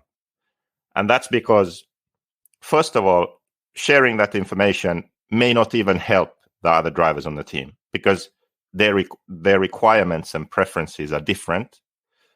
But second of all, it hurts the ability of me to understand what you need. And if I don't understand what you need, it may happen that when we develop the car develops in a direction which is worse for you. So the goal of Mayako isn't to develop a car for David because he's the star driver, the youngest guy on the team, or develop a car for me, like a lot of keyboard warriors say, or for any one person. No, the goal of Mayako is to develop a car that truly is the best on the market, that can cater to anyone's needs. And we have a good situation here because we have 3 really good drivers with different needs. So if that one car can work for all of you, it will be much more likely also to work for all the people out there who could potentially buy and race the car. So that's also one thing to consider on this topic of sharing information and being open about everything and communicating what you like, what you don't like. It will help the development of the actual car, and it will make sure that what you want isn't, or what you want and what you don't want isn't forgotten in that process. Because, yeah, you all need something different. Lefty, you were going to say something. Sorry. No, I was just, I was also going to ask, also, all these guys come well, you have the European guys. I'm sure Tebo will be very influential in the American side of things. If the car can do well on both these, let's be honest, these are the both biggest continents and biggest markets in RC. All that, if, you know, Jared can help develop more stuff for the USA style tracks and whatnot. If the car can be comfortable within in all parameters with these guys, and then all that just passes on to the people that are going to be driving the car. It's just a plethora of information that's coming into people that will have this car, and it will be available to people through the Discord. So that's what makes it even better. It's nothing, you're not going to be hiding from these guys. These guys are going to be hiding from each other. And then the people that are, you know, like in the performance community, Mayako performance community, they'll reap the benefits from these guys working together as well. Yeah, because what I would really want to be is something that sort of has been a goal for a long time, just not possible, which I actually looked up the definition. I'm going to read it. Race engineer. Race engineer is a motorsport team member who analyzes data to achieve the best performance from the vehicle and driver. And that's something that is, I mean, pretty much missing in RC.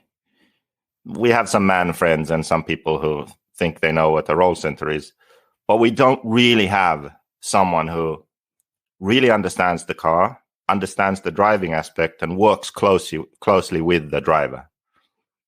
The industry is just so small, you know. You need to be a bit of an idiot to, you know, really do that. But hey, here I am. So that's what I would like to do. So I already know David's preferences based on the year we've had together. I could give maybe an example to you so you understand the kind of help that I am able to give you. And maybe then you can appreciate the value of sort of listening, even when it makes no sense to you, maybe. Or maybe you want something different. When David and Adrian first joined, basically, if I had just done what they wanted, we would have an HB now. But no offense now, David, what I'm about to say. Basically, I didn't want to do that because if you look at David's results in the past, he can go to a track and lap everyone. He can go to Thunder Alley and lap Ongaro. He can beat any driver in the world on a track like that.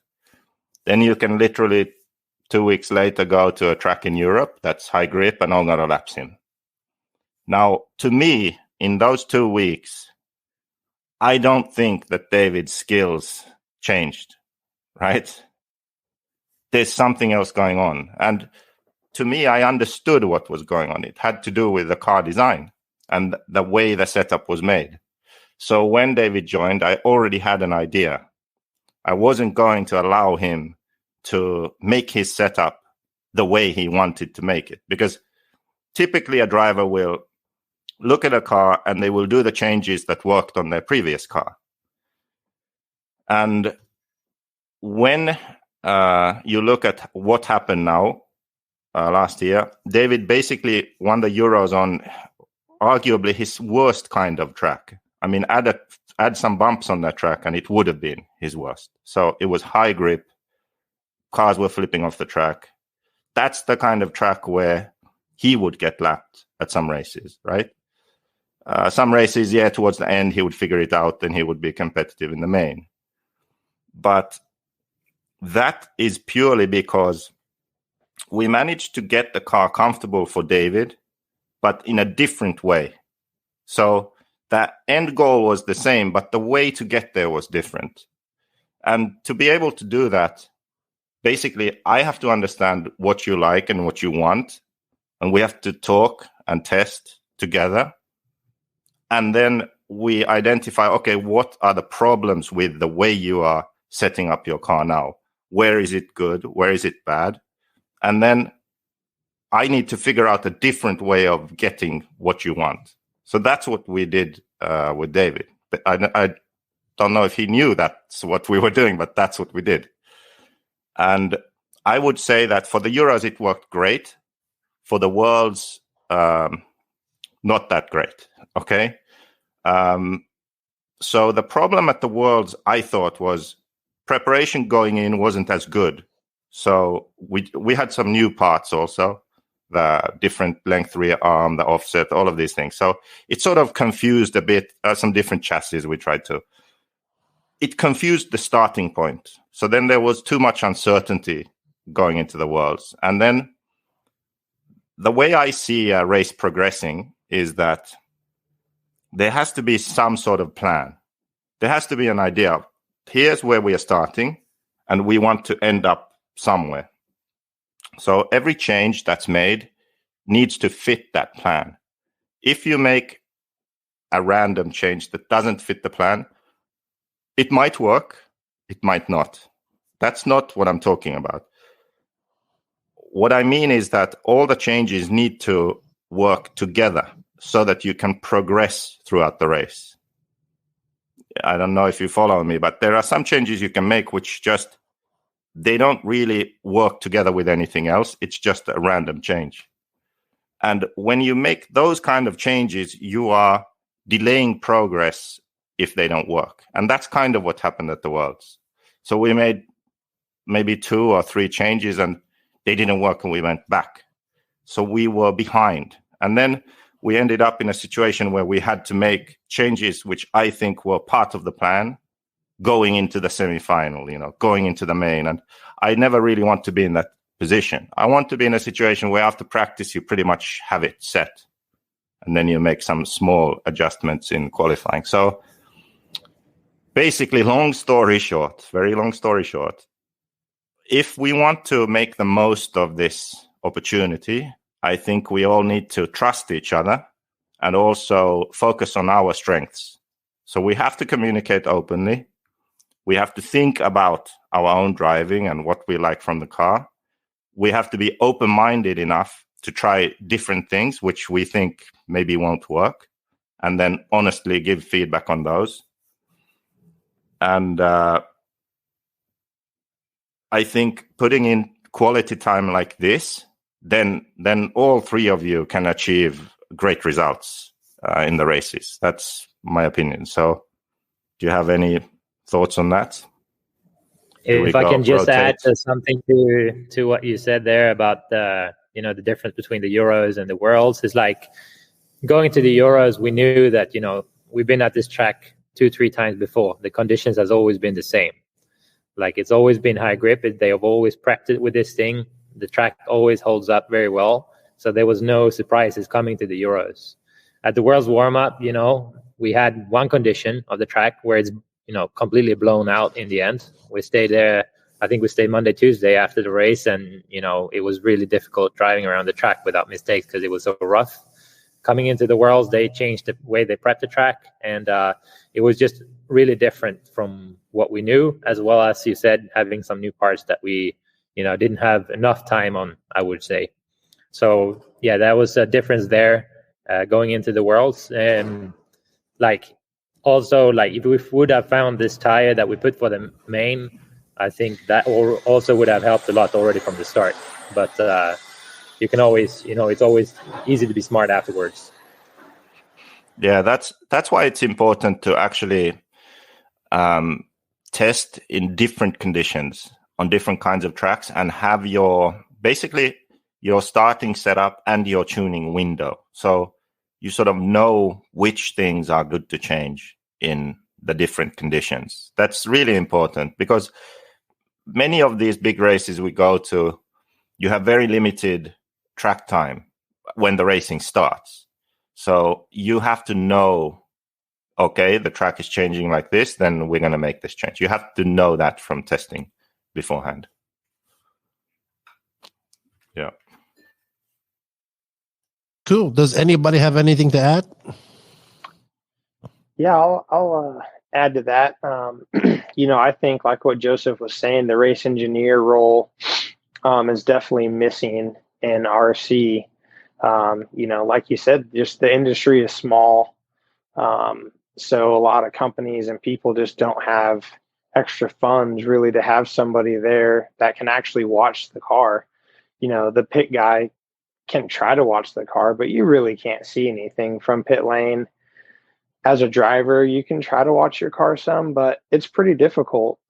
That's something that happened to me at SIC was just, unfortunately, just kind of put it in a situation to go race without, a whole lot of time on the car. And, I'll take that responsibility there.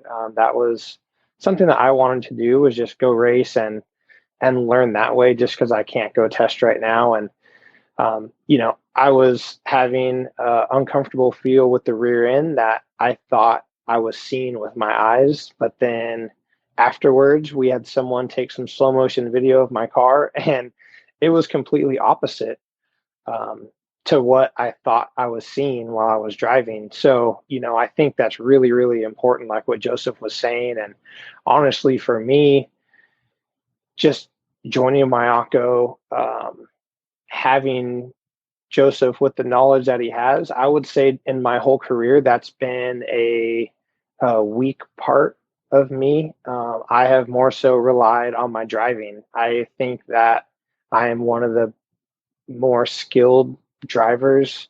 I can read the track better than most people.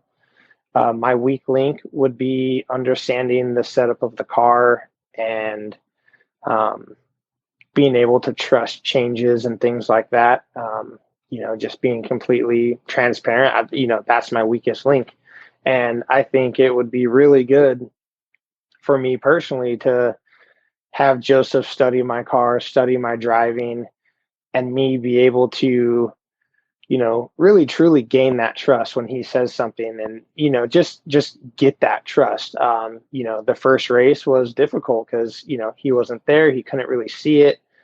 I'm trying to explain it, but it's hard, especially when tracks are changing and you're trying to learn something, it's just really difficult. And, I'm looking forward to that. I'm hoping the testing before DNC and just the time that we get together at DNC is going to be really, really good.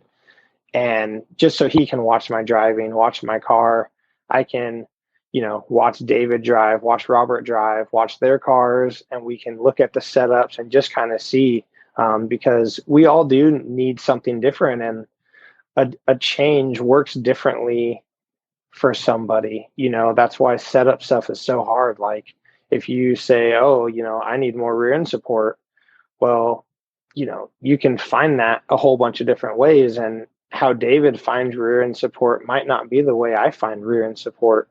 And so it's super tough to really just, be guessing setup changes and things like that when you don't, understand the driver and what they feel. And, it was really interesting listening to Joseph just talk about when you get a new platform, you do try to change things that worked for you in the past.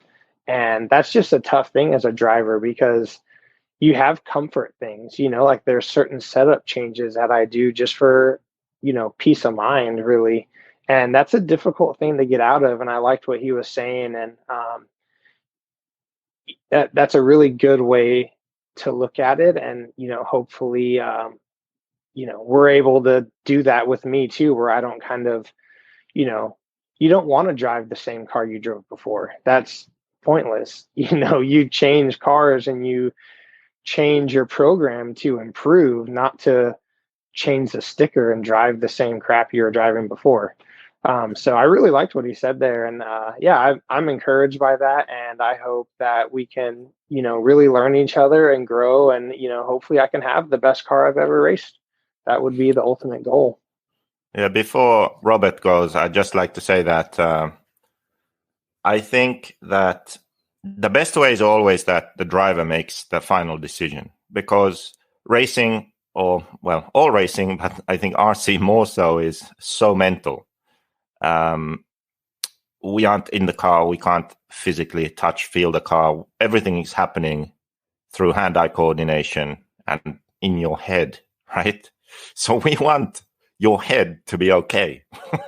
We don't want you to be stressing or worrying about something. So in my opinion, every time the final decision has to be the driver making the decision, right? What I can do is I can try and explain, because I'm a driver too. I'm not the world champion, but I'm a driver too. So I can understand what the change is doing and I can feel it on the track. So I can explain what I think will happen and why it will happen. And I can go through different options, different scenarios. And then the driver can decide from those. And I'm pretty honest when I give advice. Like, if I know, I say I know. If I don't know, I don't know. I say I don't know. Here are these options. And maybe together we decide, or the driver decides alone. That's fine. Later on, then I have more sort of stronger opinions. So when I know something, when I feel that I know something, then I will really push for it. But even then, I think the driver makes the last final call. But I will sort of, depending on my confidence level, I will be more or less forceful in the sort of advice I give. Robert, what's your thoughts on what Joseph just said? I watched you guys work together in South America. I watched you like to geek out on new stuff too. I saw you looking at CAD designs and stuff like that. What's your thoughts on the race engineer role that JQ is, I would say, developing? I think this role's been somewhat around but just not really not been applied like what you're doing now, JQ. It's being more honed and turned into a skill because of your setup knowledge and your driving knowledge and stuff like that. But what are your thoughts, Robert? Yeah, as I said before, like, it's one thing that Mayako makes the difference, I guess. Like, having the guy who designed the cars, who understand the car at all, and who can help us on the setup. As he said, like, my setup will be for sure different as the setup from David or Jared. But I'm sure that if we get a rule, like something like, I would say, I don't know, something like my rear roll bar is usually like 0.1 harder than David, or 0.2 or whatever.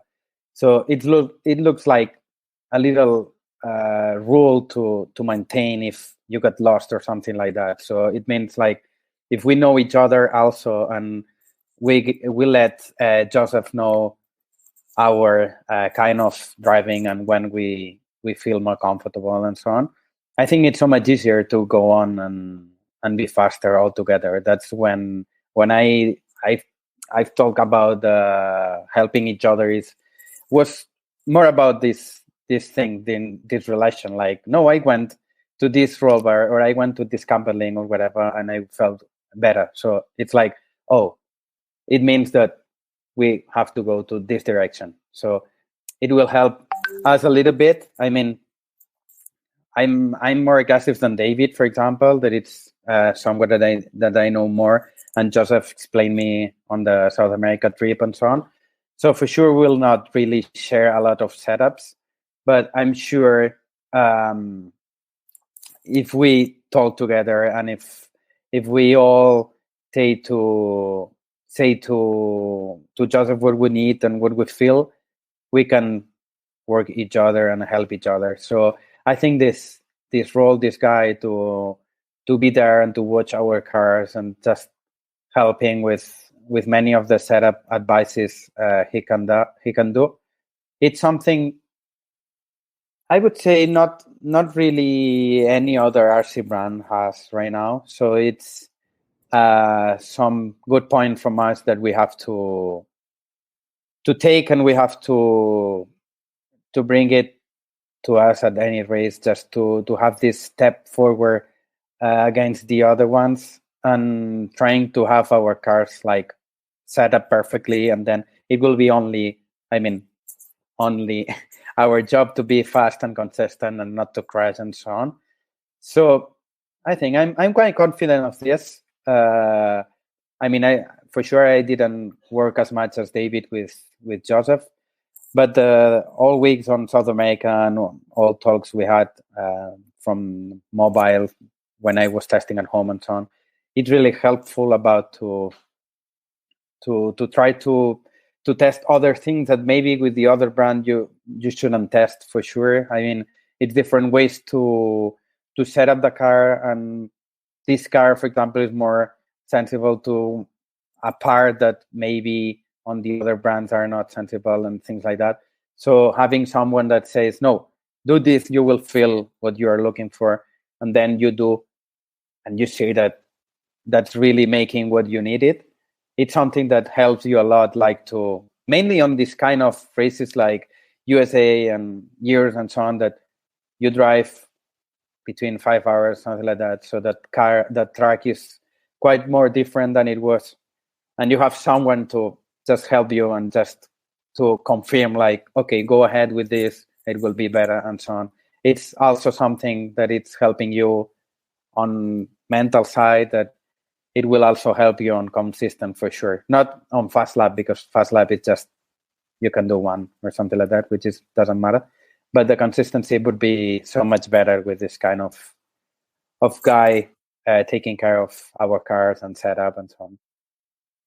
Did he just accept not to race anymore? Joseph, are you just going to the races to help us out now, or what? Because okay, so here's the deal. You lost against Jessica at the Euros, and you said if you did lose, you're going to return. But if there's anybody that gets out of a bet, it's JQ. Now you got us 3 to take care of, so you don't have time to raise yourself. Yeah, I know, but here's the deal. So I am gonna race 40 plus or open class, and the reason is that to be able to do my job, I have to feel a car on the track. Really, if I want to honestly have a good opinion, then I need to do that. So I don't know if you would call that racing. I'm sorry. I will drive around the track, but yeah, the main focus will be to make sure that all 3 of you are happy. So it's not going to be like our in England where I show up and you're helping Pekko all the week, and I have to rush and get my pick guys. Pekko's going to run Mayako now too. We need to make a plan before every race. You know what, JQ? I think you just make an excuse to figure out how to keep on racing. You're going to race open. You know you're going to get shit for that. You're going to get a lot of crap. It's unless... Yeah, but I'm not sponsored, am I? Right? Sponsorship is the only thing, right? No, you're just asking everyone else. You have some tires for me? You have some tires that I can run? Can you get me some tires? I will. Yeah, I will bring. I will bring my receipts like Degani. Oh my gosh, I can. We already got drama ahead of us coming at DNC. Hey, can we take a pee break, please? You can go. We'll continue a bit because we'll talk about mistakes, and I don't want you to be here anyway for that. So you can go pee. So let me just write that down. 105 pee break. No, you don't. We are going to keep going. You go. I know, but I need to cut this part out. Why? This is fine. All right, just go. I'm going on my pee break. See you guys in a minute. Okay, bye. Okay. Oh, he actually left completely. Well, anyway, good Lefty isn't here, because now I can say I also make mistakes. Okay, we all make mistakes. I didn't want Lefty to hear that part. That's the name of the game, right? We're all human. We all make mistakes. The way I would see it is you're drivers racing around the track. Mostly, you don't make mistakes, make good moves on the track, you win races. sometimes you crash. Sometimes you lose a race that you feel that you should have won. So that's how you succeed or don't. In the future, I think that the way I would make mistakes is I give advice that didn't help you, right? If I'm good at my job, then I will mostly give you advice that helps you, right? So I just want to say that trust is basically consistency plus time. Consistently giving good advice over a long period of time will make you trust my judgment. That's how it works. But if you aren't open to this way of working or thinking, then that time will never come. Some people are like that. So I just wanted to, discuss this point that no one's perfect. No one's always going to win the race, never crash. I will not always give the right advice, So any thoughts on that? Hold on. I'm done. Hold on. Oh, I got back just in time. I heard what you just said. You will not always be right. Let me mark that down. 1:17 p.m. I think the 18th of January 2023. JQ admitted he will not always be right. I think you just turned your camera off, to be honest. Okay, but now what I was going to say is I think it's important also for you maybe in your design ego to accept that some input that we might have can actually work even if it's not right in your head. So this is also something that I think that you got better at it last year. Like example, the wing. Like once that wing was made, how much better did my car get? It got a lot better when I was able to get that wing on the car. So just, this was just an example, but I think it's important that we, keep working in this direction. Like me, Jared, Robert might have some good ideas that might not sound great in your head, but it might actually work out well on the track. Yes, and that's a perfect segue because that's actually the next topic, car development. But yeah, Robert, did you have something? Yeah, I think it's a problem about all designers. This thing, like the first answer will be no. Then they will think on their own, like, oh, maybe let's see. Then they will come back and they will say your idea, and then it's going. They try to make up a little bit, like, oh, I will do a little bit like this, and then, oh, yes, guys, come on, meeting, please, meeting, come on, yeah, we will do this thing. So I think, in some way, I could understand this. Like, it's many things to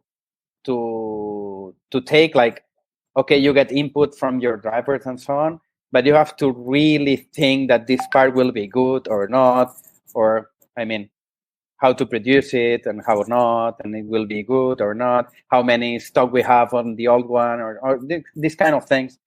That I think it's also something you have in mind. But yeah, it's also funny to see like Joseph saying no, then maybe yes, and this kind of thing. So yeah, you only have to make it feel like that is their ID. If it's their ID, it will be great. So you have to announce like the ID you have, and they have to come back, work a week on how to introduce the ID to us in a different way, and then it will be accepted. People always say this, but I don't buy that. Thank God Lefty is muted. Jared, did you want to say something? Yeah, I'll just add a little bit, kind of to the trust thing. I think you're pretty accurate with that. Being consistent on, what you're saying, and then trust does just take a lot of time. And, like you were saying, we're not all perfect. And so that is really how, to really grow this whole relationship. Like, if I know that you're going to be upset if I crash, then that's a lot of pressure and that's difficult to handle. And same thing for you. Like if if you think that I'm going to be upset if you tell me to do a setup change that didn't work, then that's going to put the pressure on you. And maybe, hesitate you a little bit to offer advice to me. And so, we all have to kind of give and take and realize that we're definitely not perfect. And, we can't get upset with each other and hold things like that, really high.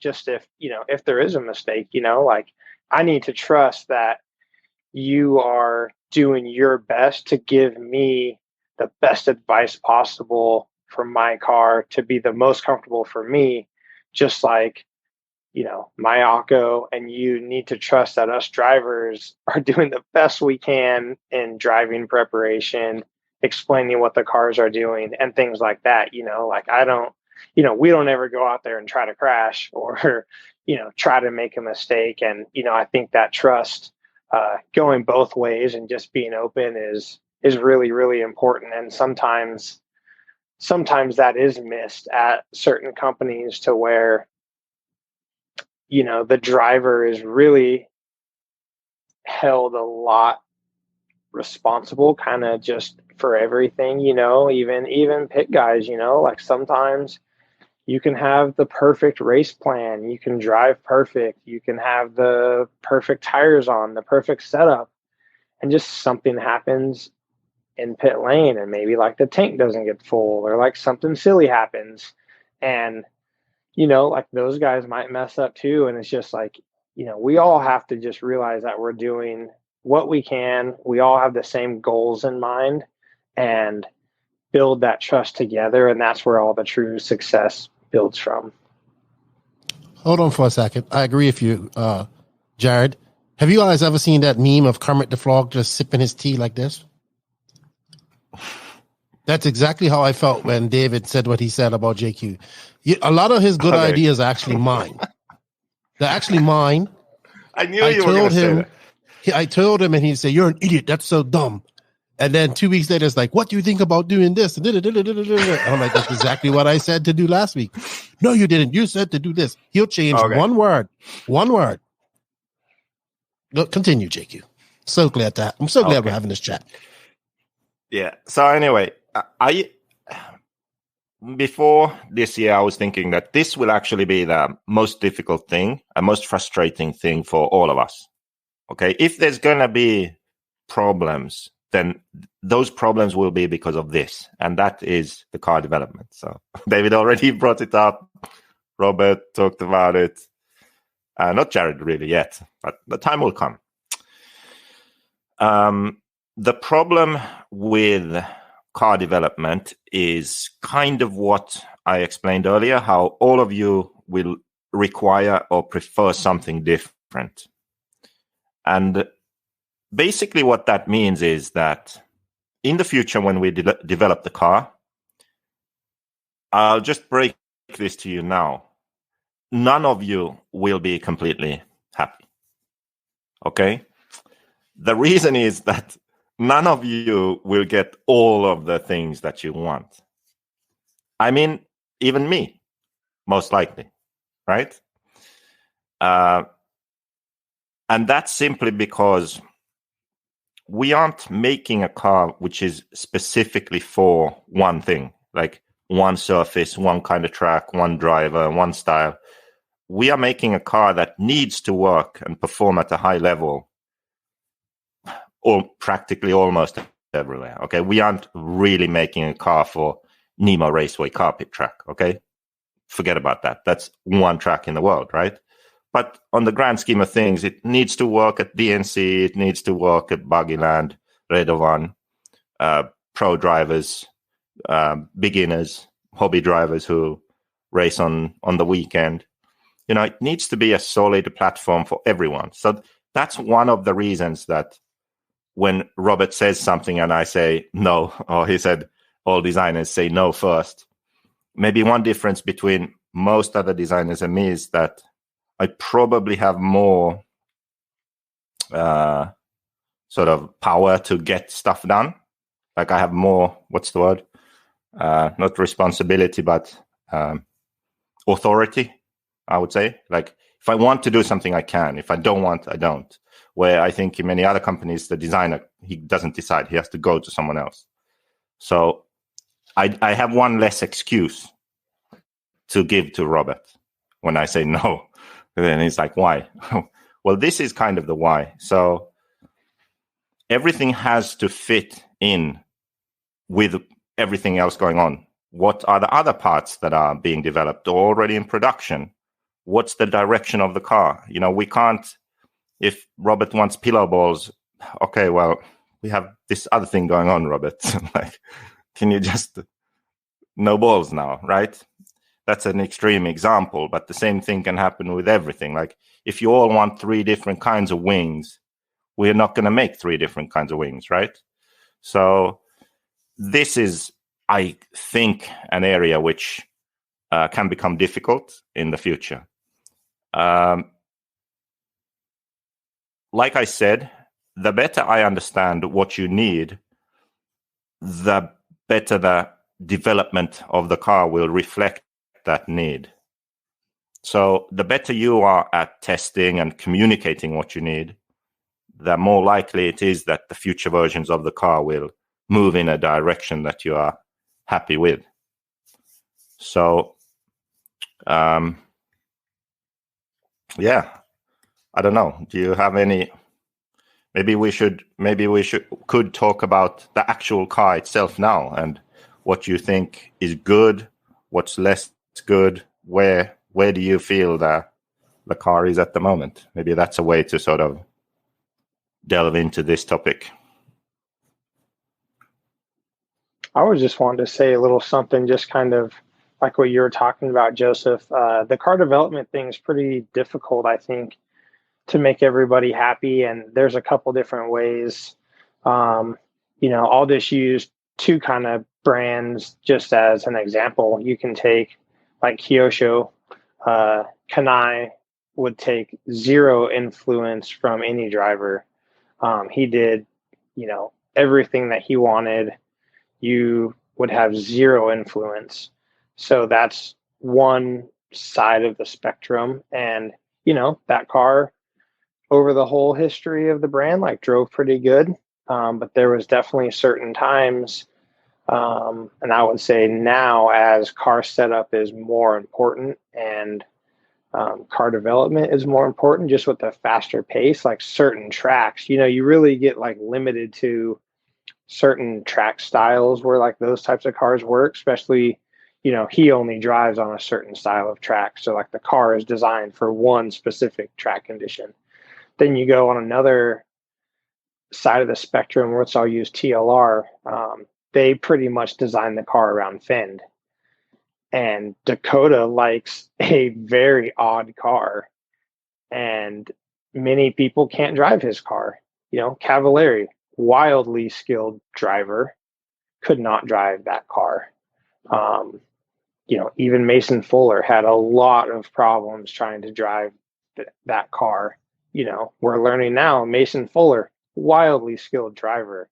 So you can go one way or the other, where they're developing that car around Dakota. And I've driven the TLR, and like the steering is crazy feeling, because he likes the very odd steering feel that most people don't like. And so you can build a car too much around a pro driver to where it hurts everybody else. It's great to win, but if customers don't like the car, you can win every race you want and people still aren't going to buy it. If the customers really do like the car, then you can not win quite as much and people are going to buy that car regardless. Which in that aspect, I would say Tekno, their engineer and stuff like that is a pretty sportsman level driver. So they kind of cater to that side. And, they have a little bit more of a difficulty trying to get the car to work for the upper skilled drivers. So there's definitely a balance there for sure. So you can't just follow one style track, one style driver, whether that's your pro driver or yourself as an engineer. You definitely have to mix everything. One thing that we actually have going for us, I think, is the whole membership structure, because the idea of the membership is also that the members can be a sort of part of the development. So they see new parts coming, they can get prototypes to test. And this could actually be somewhere where we can sort of ease the tension between, hey, where are we going with the development of the car? Because if there is a strong case being made for something David needs, and there is a strong case for the older generation, Jared and Robert, and maybe the customers, maybe it's literally a situation where we do something a bit different. We have two different things. Member parts. We have the solid Mayako MX-8 normal car anyone can buy, but now we are developing. So we are trying two different things here. So there are these kind of options too, where if there's a strong enough case for something, then okay, we can diverge a bit and try something out. Even when we can't find a sort of compromise for everyone, we can, of course, we aren't going to end up with two completely different cars, but you get the point that we can maybe try a bit more than some other companies. Sweet. Does anybody have anything else to add to that? Everybody's quiet. Actually, one thing. Robert said that, again, I'm finding excuses for the no is the first answer. So another reason, at least if I think about myself, like let's say you come with some idea, you want to do this. So the easiest answer is always no, right? One, or I don't know, or maybe. One reason is also that I might not understand what that change will do, right? So you might feel, okay, this will be better because I tried it and I loved it. Fine. That's great. That's great, Robert. Take it easy. Go sell some cars or something. Go test the track. I'll think about this. Because the thing is, I then have to think, okay, if we're going to make this change, why is it different? Like, how does it affect the car? In what way? In all different conditions? What will David think? What about Jared? What about the customer? I have to think about all the other things that you didn't have to think about because you just tried it and you liked it and that was enough for you. So I want this to be a constant progression, a constant steady improvement, not random changes. Okay. And because of that, if we decide to do something, I kind of need to understand what we are doing. Because I don't want to make a change, not really fully comprehend it, and then realize, that was actually a mistake. And if you look at many brands on the market, that's kind of what they do. And I don't want to do that. So yet another excuse for why no or maybe is the first answer.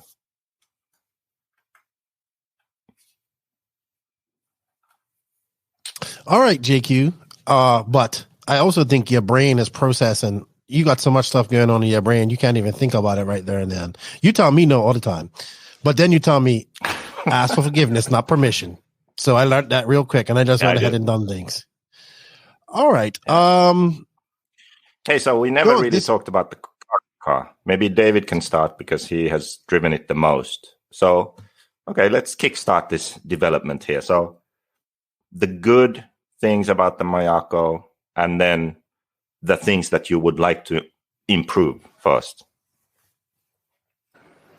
Hopefully there's not too much sound in the background because they're driving right now. But I will say that the car is definitely very easy to drive. That was my initial feel. I was struggling in the beginning to get the steering I wanted out of the car because what I was used to before had a bit more steering from the front end. The Mayako was definitely easier and better. I felt more comfortable in high grip conditions where I've struggled with the HP back in the day. So that was, a big step in the right direction. I think we saw that at the Euros, obviously with the high grip, but also like RCGP in England with the carpet track there. All the Mayako cars were doing really well there. We had Pekko, Hampus, and who was more? Alex Zancatin. Yeah. And we all, I think we all ended up on the podium at one of the rounds, at least. So I was really fast in the main there. So I would definitely say that in high grip conditions, we are really good right now. Nothing, has to be changed really, because I feel like the car is really easy to drive, making it possible for us to push it without having to worry it would do crazy things. Where I feel like I was missing a little bit last year was probably in medium to low grip condition on a tighter track. So I would say that I was missing some rotation. The car was very stable, easy to drive, but I couldn't really keep up with Canas or Ongaro. If we take like Italy RCGP round, for example, that track was, I would say, medium low bite. It was pretty slick, and the car just felt a little bit lazy. So there, especially, we were trying, a lot of different things, probably a lot of things that Joseph didn't like. I would probably say that was also the low point of last year in the relationship. But, we worked through it, and we sorted things out, and the result wasn't what we wanted at that race. I think I blew a plug as well in the start of the main there. So, yeah, not at all a weekend that we wanted to when we entered the event. But, you get stronger every time you lose, and we learned a lot that weekend for sure. And I think we have some good ideas, and we have also, there's also new parts on the car that are for sure going to help in those conditions now. So I'm just excited to get the season started here and to kind of, go to all these events and try to showcase the car and its potential, because I do think that for the general guy, I really think that the car is very, very good. It drives safe. The rear end is not upset. It's very hooked up, and you will be able to, the car has a lot of tuning options. So if you're into that, you will be able to find a setup that I think, works for everyone. But I feel like the base that I have, moving from track in different conditions is working well everywhere we go. And we have, a good knowledge of what we need to change if we go to a track which has more grip or more bumpy, or if it's a low bite track or stuff like that. So, yeah, definitely say that the rear end is very stable. I have been missing a bit of steering in low traction to medium traction tracks, but I think with the new rear arm and hub offset and stuff we've been working on towards the end of the last year is really going to help in those situations. I was trying to think if you have been on a really rough track since DNC, but I couldn't remember. So just what about sort of rough track and bump handling? Is that, good enough with the setup you have, or is that something that you feel that still needs to be worked on? Yeah, I mean, obviously DNC was early days for us, and I think my car was working really well. We had a club race there a couple of weeks before the event, and Jared probably knows how good my car was at that little race we had there on a Friday night. It was, I felt really good with it. It was, I was basically able to go through the bumps without, the car being upset. So definitely think that the suspension is working well.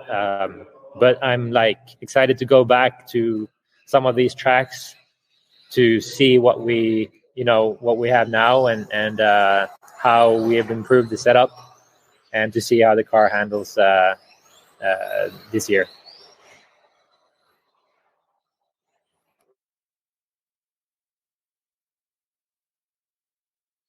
Okay, Robert, maybe? Oh, Robert, yes. I mean, I don't know the car as much as David, for sure, because I need a little bit more time. But I really felt the car good, super easy to drive, that's sure. I'm coming, I would say, from completely another kind of car than David. So Mugen, it was steering, because of it rotates so much on the rear. So I came with this setup. So Mayako car for me is steering so much from the front end. So I mean, I feel comfortable because I have to drive less than before to have the good pace.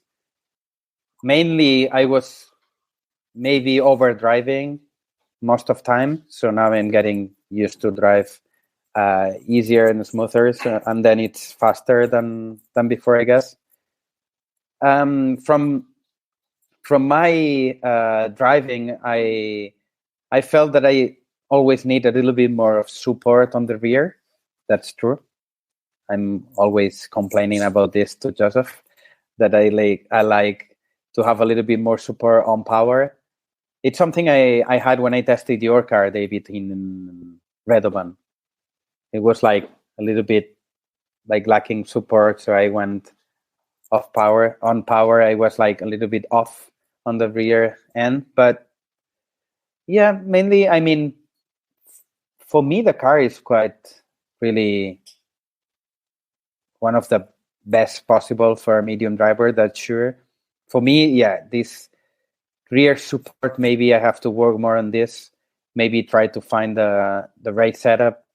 When I get the rear support, then I have the steering I want. So it's like, if I have the steering I want, then I need a little bit more support. Then if I have the support, I maybe need a little bit more steering. So I have to find this compromise. But yeah, we went to a catch track in Chile. It was super rough, like super edgy and difficult to drive. And I said to Joseph, I just took Amazonia here and I will not make even one lap, because with the Mugen, for example, I struggled a lot on these conditions, like US conditions and so on. It was flipping so easy. But to be honest, it was so much easier to drive. Flipping was so much harder. So you could drive like easier and smoother, and you were fast. So I think we're on the good point, just missing this compromise on myself to find the right setup, to have the steering I want with the support I want. But I think it's kind more about a setup thing that platform itself. But for sure we can develop a little bit on this point also for the normal people that they like to just full power everywhere. So it's kind of this style. But yeah, mainly I always felt super good. In Peru, it was super slide track. Like it was sliding so much. And I was told that, maybe Mayako on sliding conditions is not good and so on. But we tested the rear arm, on the short rear arm with the 3-piece hub and so on. And it was awesome on the sliding conditions. So I think we have a good platform on almost all conditions, I would say. How about Jared? Now you haven't run the car that much yet, but this is a good chance to get your sort of initial feeling. Yeah. So I've only ran the car at 3 different tracks so far. I will say my first take on the car is going to be similar to Robert. I felt like the car was just easier to drive. I like to look at consistency, with the lifetime system and everything. Like at every track available in the US, we can see, fast lap, top 3 consecutive, top 3 average, top 5 average, top 10, whatever. And then we have a consistency percentage. And so far I did 1 club race at Thornhill, and then I did SIC, and I've actually had the 2 highest consistencies I've ever had in my, career since lifetime. I always look at consistency as kind of something that, is just a judge that I can tell if someone's comfortable with their car or not. When I'm looking for myself and for, my competition, I always look at the consistency percentage. And at Thornhill, I had a run that was almost 99.6. It was like a mid 99.5, which I've never even seen that high on dirt. So that was really encouraging for me. And then at SIC, I had a upper 99.4. And for me, the consistency is really good with the car. Obviously, SIC, I was trying a lot of different things, probably too many things. I was swapping my front end back and forth a lot, which really just changed the feel of my car.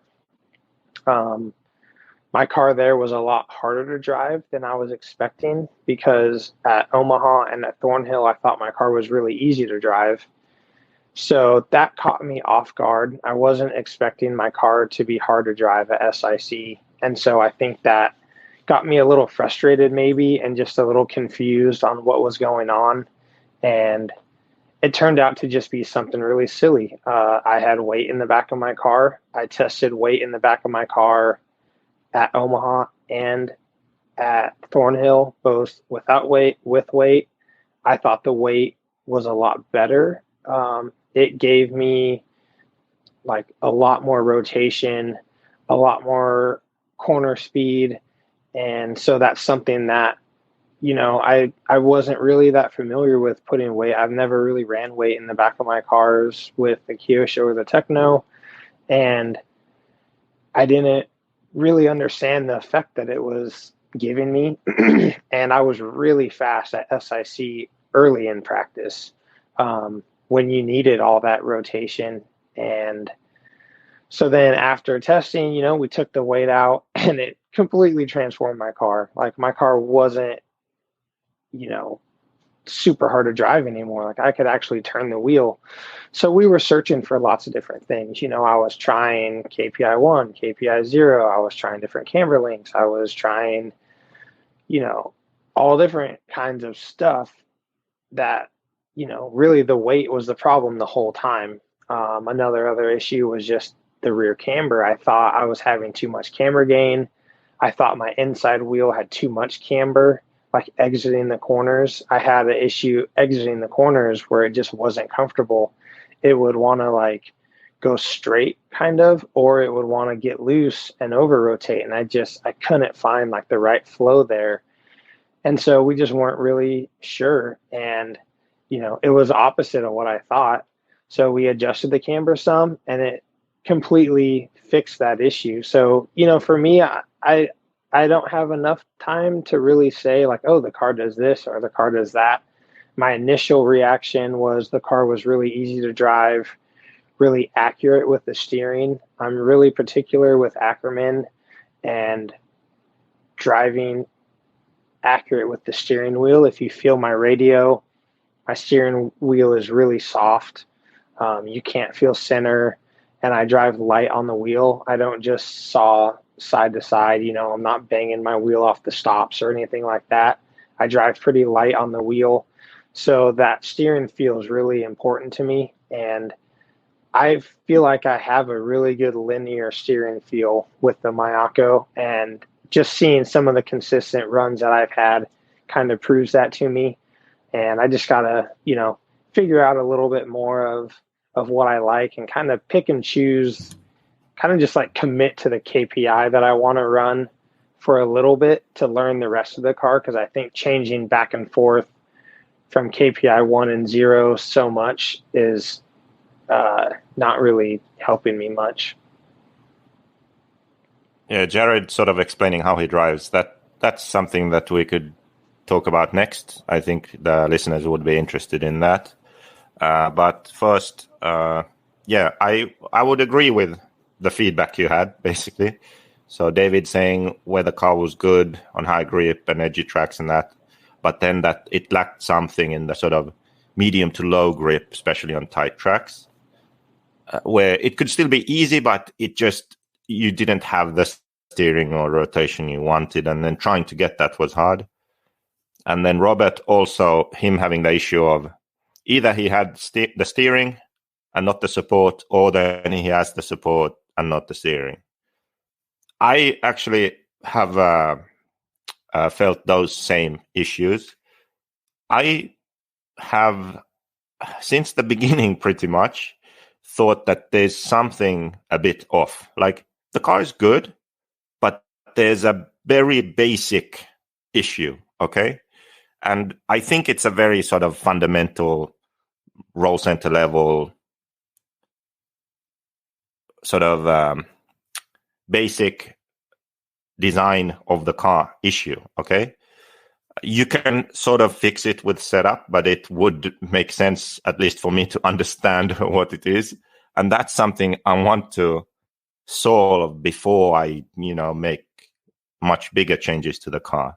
And one thing actually that I'm doing now is I'm running a touring car, and I've drawn up the different cars on the computer and sort of trying to figure out in touring car the different changes I'm making to hopefully learn something that I can apply to 8-scale off-road, because a car is a car, physics is physics. In touring car, it's easier to tell these kind of handling issues. I think it has something to do with that, because when we have enough grip, we don't have the problem. When we have less grip, then we start to see the problem. And this is actually something that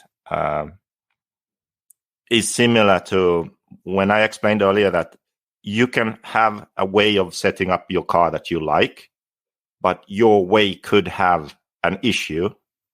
This is kind of a similar thing. So understanding what you want, it's possible to achieve that in a different way where maybe you won't have that issue.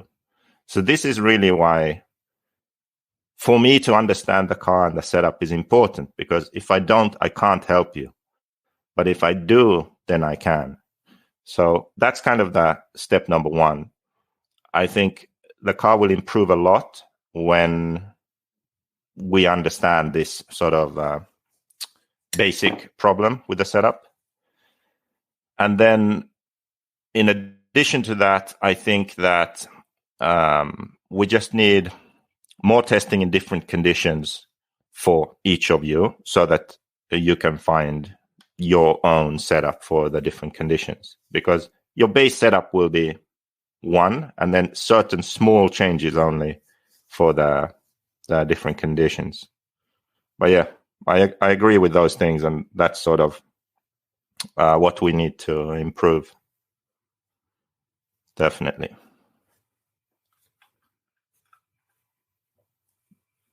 Okay, so Joseph,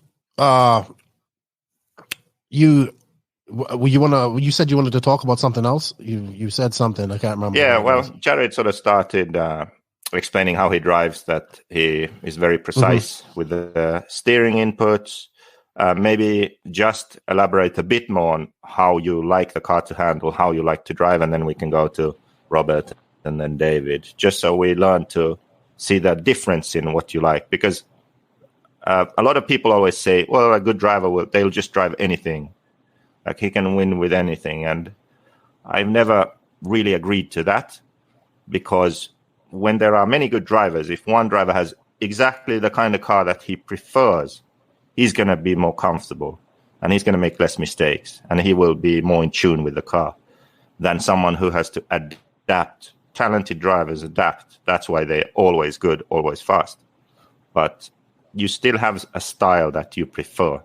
So maybe sort of try to explain how you like the car to drive and how you drive it. Yeah. I mean, the whole thing like, oh, a good driver can drive anything. That was maybe accurate like 15 years ago, maybe even 10 years ago. But now it's, everyone's so much more advanced with car setup. Like the good drivers have to have a good car to be able to go fast. The pace is just too fast. For me, I would say my driving style is a little bit unique, where I learned how to drive an RC car with a two-wheel drive car, and a two-wheel drive car on like looser conditions. I learned all my skills with the gas truck.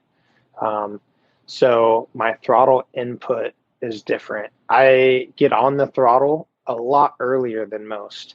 A gas truck, your braking was really, really important, and you kind of set the truck up like on entry, and then you got on the gas early to carry your speed exiting so that you could like do the jumps and be set up correctly. So I brake a little bit earlier, and I get on the throttle a lot earlier than most. So I do have some issues with support, kind of like what Robert was saying.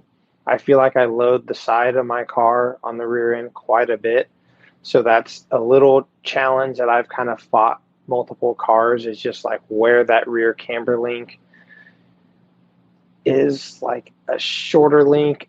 I feel more comfortable with sometimes, because a longer link will just like give out sometimes if I'm, really like loading the side of the car, like getting on the throttle really early.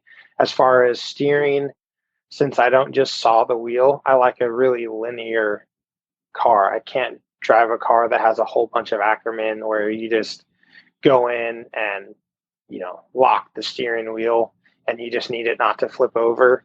I'm soft on the wheel on entry. Like I can really feel it. If my car has a lot of steering, I like that feel, especially off center. I still want it to be pretty comfortable, but if my car is really delayed off center, I just miss my turn in.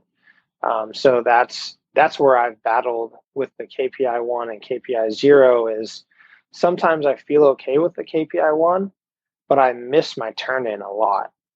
Just to where like my apex is just not where it should be, like if there's a bump on corner entry and you have one car width to go inside of that bump, when I run KPI 0, I can put my car there every single time. When I run the KPI 1, I'm going to hit that bump half of the time. And so I like just having kind of that sensitive, just where I know what the wheel is going to do, like every time I turn it.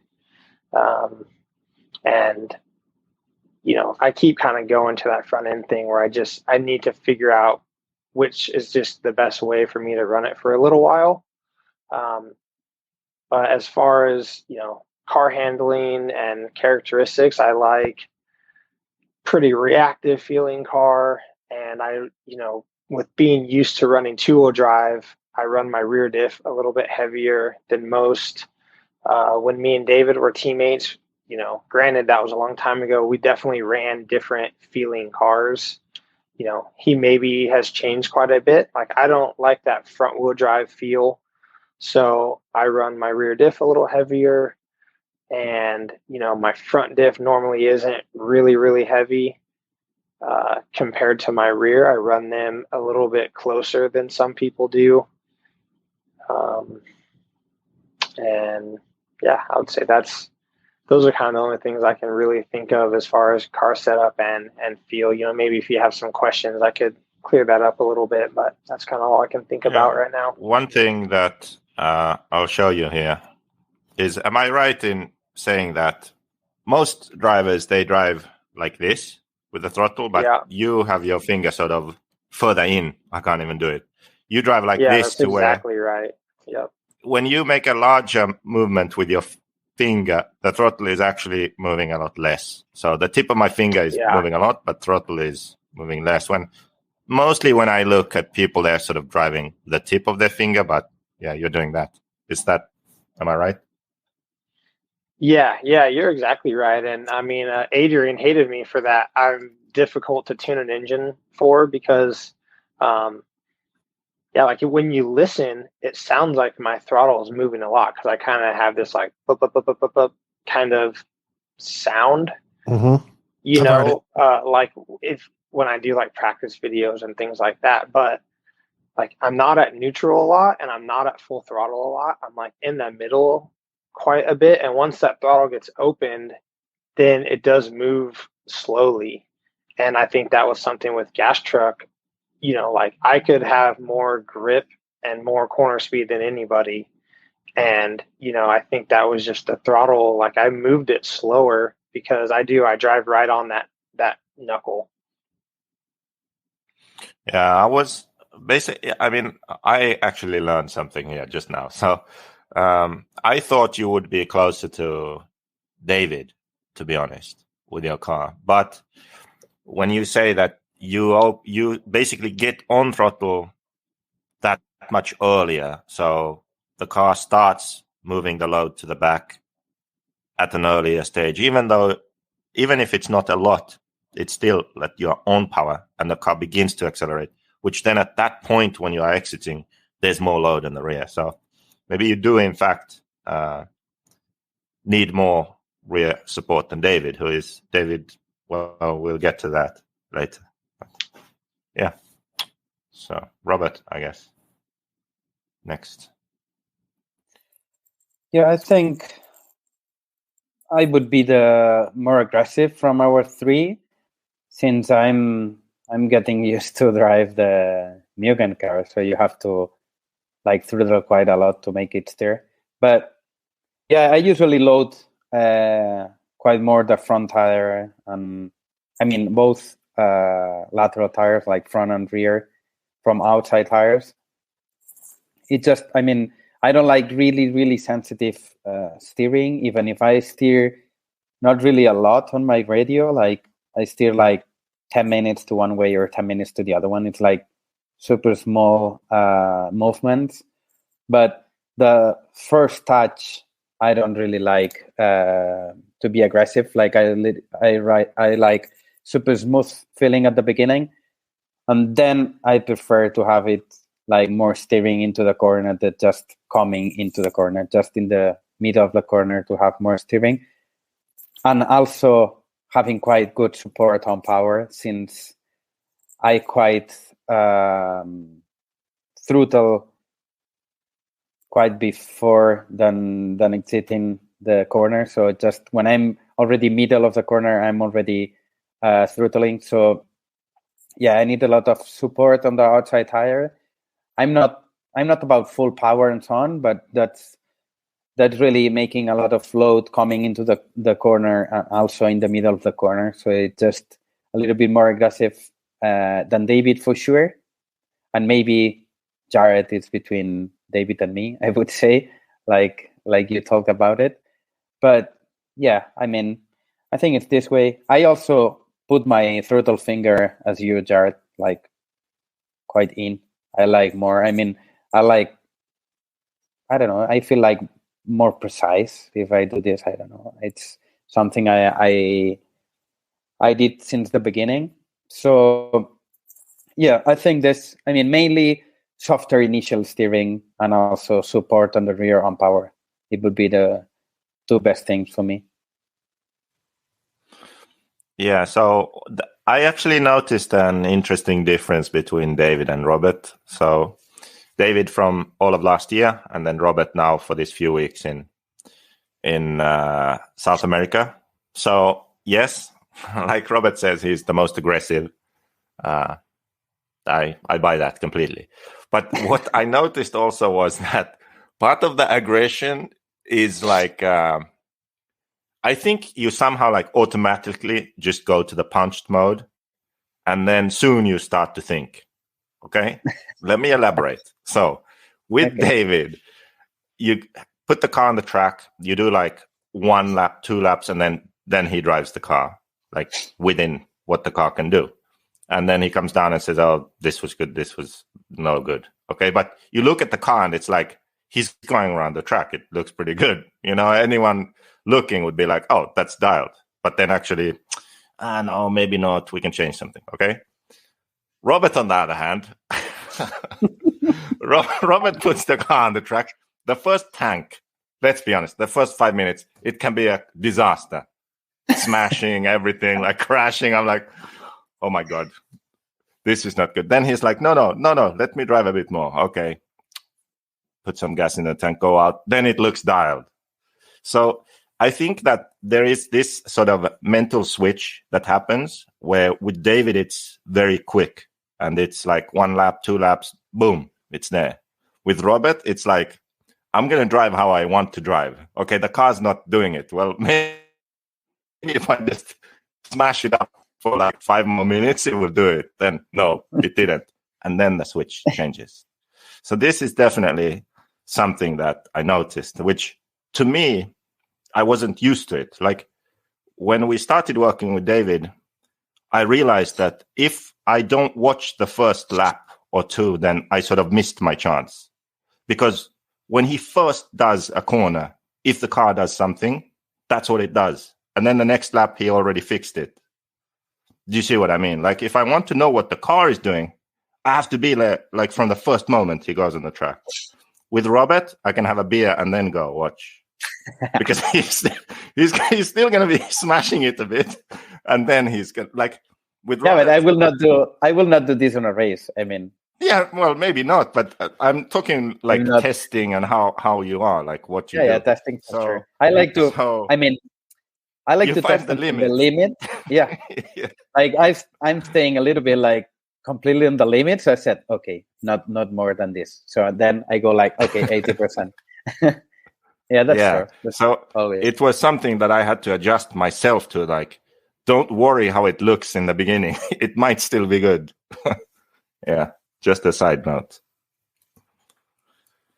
So that's a funny thing you say, because I worked a lot with Gil Losi, kind of through all my time, and he said a similar thing about Kinwald, that when Kinwald was at his prime and they would go testing together, Gil would only get one lap to see what the change did, because on the second lap Brian would adjust his driving and then you couldn't tell anymore. So I just wanted to share that, but I thought that was cool that you said that. Cool. I think Viking, you're up next.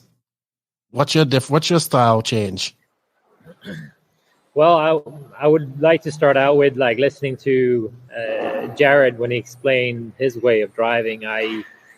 I find it pretty interesting, because I think when people ask me now how I drive my car, I wouldn't change like one word of what Jared says. Like, I think that I have the steering wheel on the radio is probably harder than yours, but I'm still making very small movement of the steering wheel. So I can handle a car which has a lot of steering. Like, that's how I used to, drive my cars. It always has a lot of steering. And if someone would, pick up my car just like it is and drive it, they would probably not be able to go straight. An example of that is Robert trying my HP car in Barcelona after the e-buggy Euros. He said my car was looking amazing on the track. He takes the car, and the first corner he makes, it turns in 3 meters like before the corner. It was like he was not able to go straight with the car. It was just impossible for him. And he said, like, how can you drive this car aggressive? This was within the first 5 minutes of smashing. Yeah, that's true. That's true. He didn't want to smash my car, so. But I found that interesting, because I would see myself drive the car pretty similar to what Jared explained as well, as where I would come into the corner, brake a little bit earlier, and go on power pretty early as well. So, maybe we will find now this year and the years to come that our setups might be a lot closer now from what it used to be, because I think I'm a different driver now than I was when we were in Kyosho together. But yeah, I definitely, need something which is very responsive, but I never use like the full travel on the steering if I don't have to. And then I control the steering with the throttle, basically. So I feel like if I don't have a car which has a lot of, rear end grip coming out of the corner, I cannot drive. So I need a car which is pretty aggressive into it. And it also has to have a good, easy, stable rear end coming out. But that in between that, moment, the car needs to have a lot of rotation for me to set up the exit of the corner. So unless I get that rotation out of the car, I feel like I'm losing a lot of, corner speed like that. And then I try to force the car to do things that it might not be able to do. And then I will, start making mistakes. So I'm very picky, with that. It's interesting now when I've been practicing a lot of touring car as well. My main issue at the races I've done so far in touring car is basically, on the exit of the corner. I always feel good on entry, but I never have a car that is kind of, it doesn't have the grip that I want it to have when I exit the corner. Because I think that I'm still maybe accelerating harder than Jared does. But we have a very similar, way of driving, I think, from what you just explained, at least. I think maybe... Before you talk, what you said about the KPI 1, KPI 0, is also something that I found interesting, during last year, because we obviously tried that a lot back and forth as well, especially with me coming from the HP, having something more similar to the KPI 0. I would always, many times we would be at the track together, me and Joseph. I would probably tell Joseph, oh, it feels amazing right now when driving the KPI 0.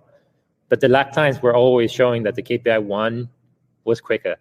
I didn't feel as good because that, initial feeling of the steering wasn't there for me into the corner.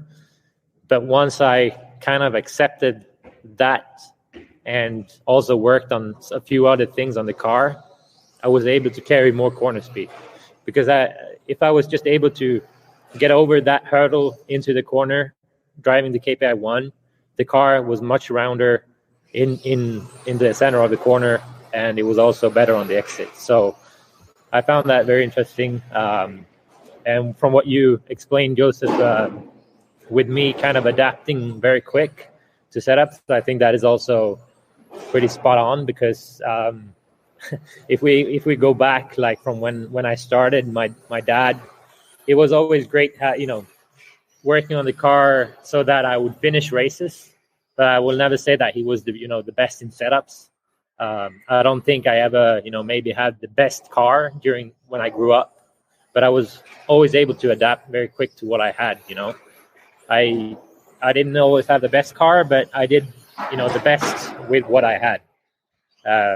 And another thing would be, like, when I come to many of the races, you can always probably see me very quick out of the gate in the first practice, because I feel like I have a good, sense of how I want to drive the car around the track before we hit it on the first time.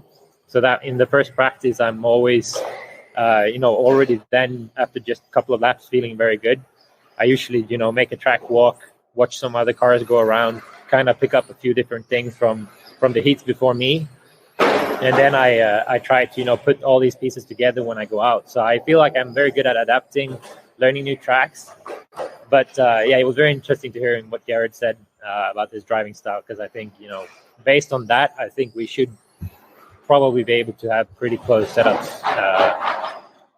from what I can, expect. So I think there can be one difference.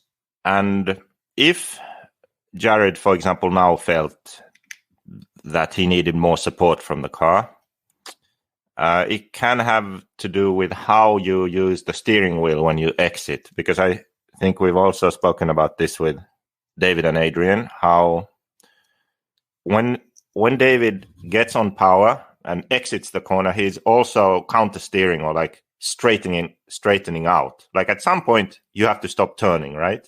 So the timing of how you apply throttle and when you straighten out the steering wheel, that's really key here. So if Jared, for example, is used to getting on the throttle early, but he's still turning the wheel, and then he gets more on the throttle and then straightens out, if there is like a slight difference in how you do that, then it's going to load that outside tire more.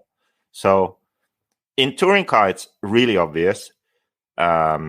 I drove David's touring car, for example. I can't remember when, but at some point. And I couldn't go straight out of corners. And I know this feeling, and I'm not comfortable with it. And that's because I straighten out the wheel later. I like that feeling of I turn and I finish the corner and the car will go straight. Like it doesn't keep on turning a bit, right? But David's cars almost always have that, where I feel that when I want to go straight, the car keeps turning. And I think that's because I keep the wheel turned longer than him. And this could be something that Jared does. So like a difference in driving style and the timing of when you go straight versus when you get more on power.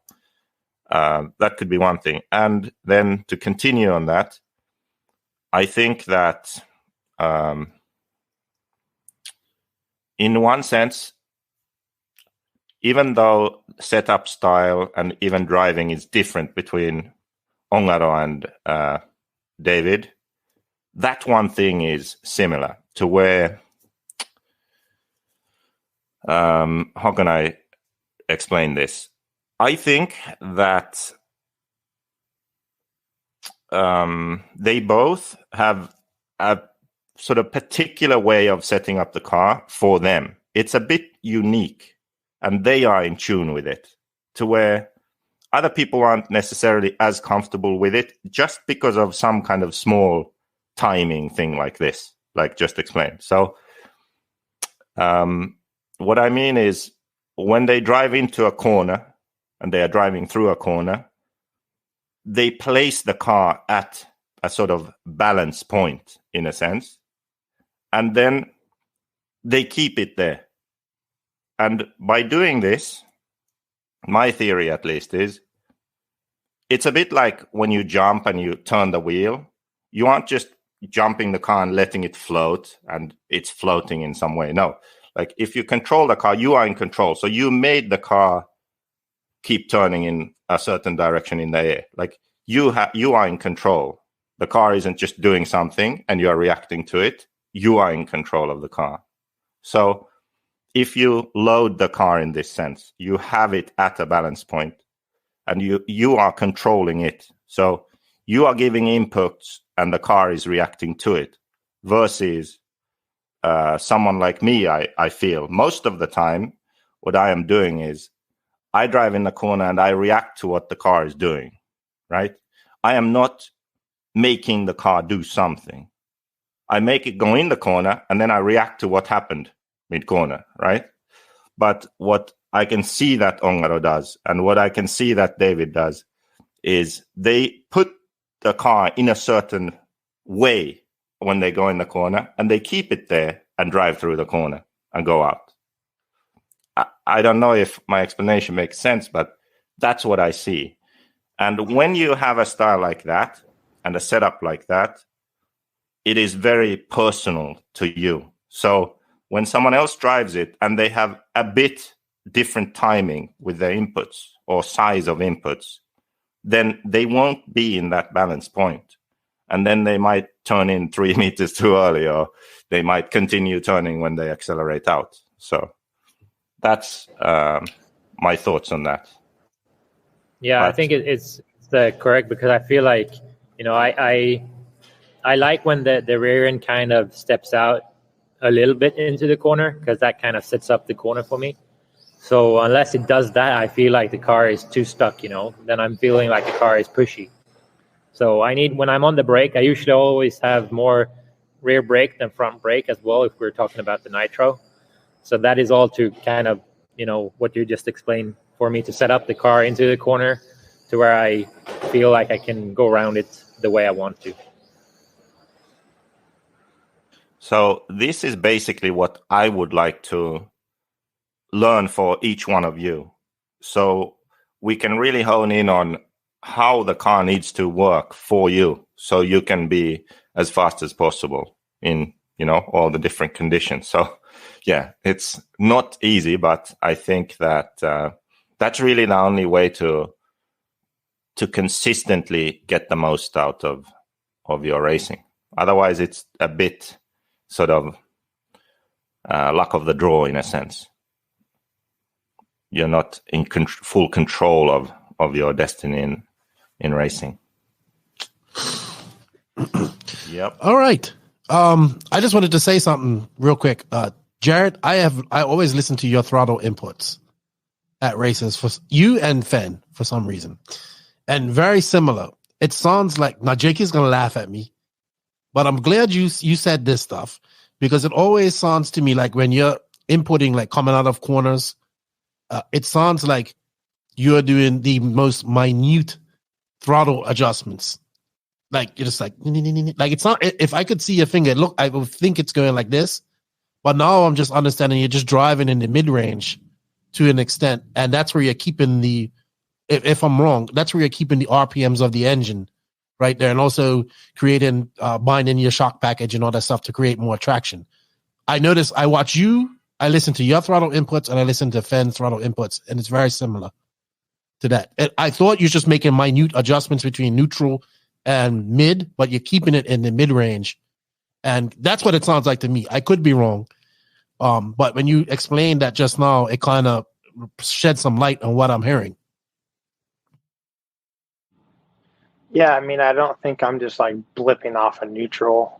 No, it's like index I range. always like have a little bit of throttle in there, but yeah, I'm just moving it quite a bit for some reason. Yeah, interesting. JQ, see, that wasn't a dumb question. JQ. I can also say that when someone comments like the way you drive, it's like the next time you go on the driver's stand and you start to think about how you actually, drive on the wheel and stuff, you can't even drive at all anymore. I had one guy, he made a video of me.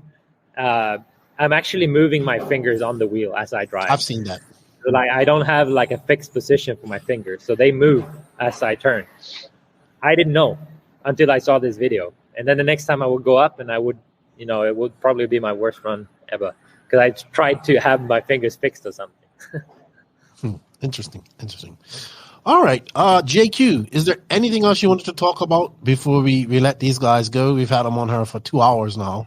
No, I think this actually went better than expected. So first official team meeting, we made it a public one. No, sweet. Oh, it's going to be good to see.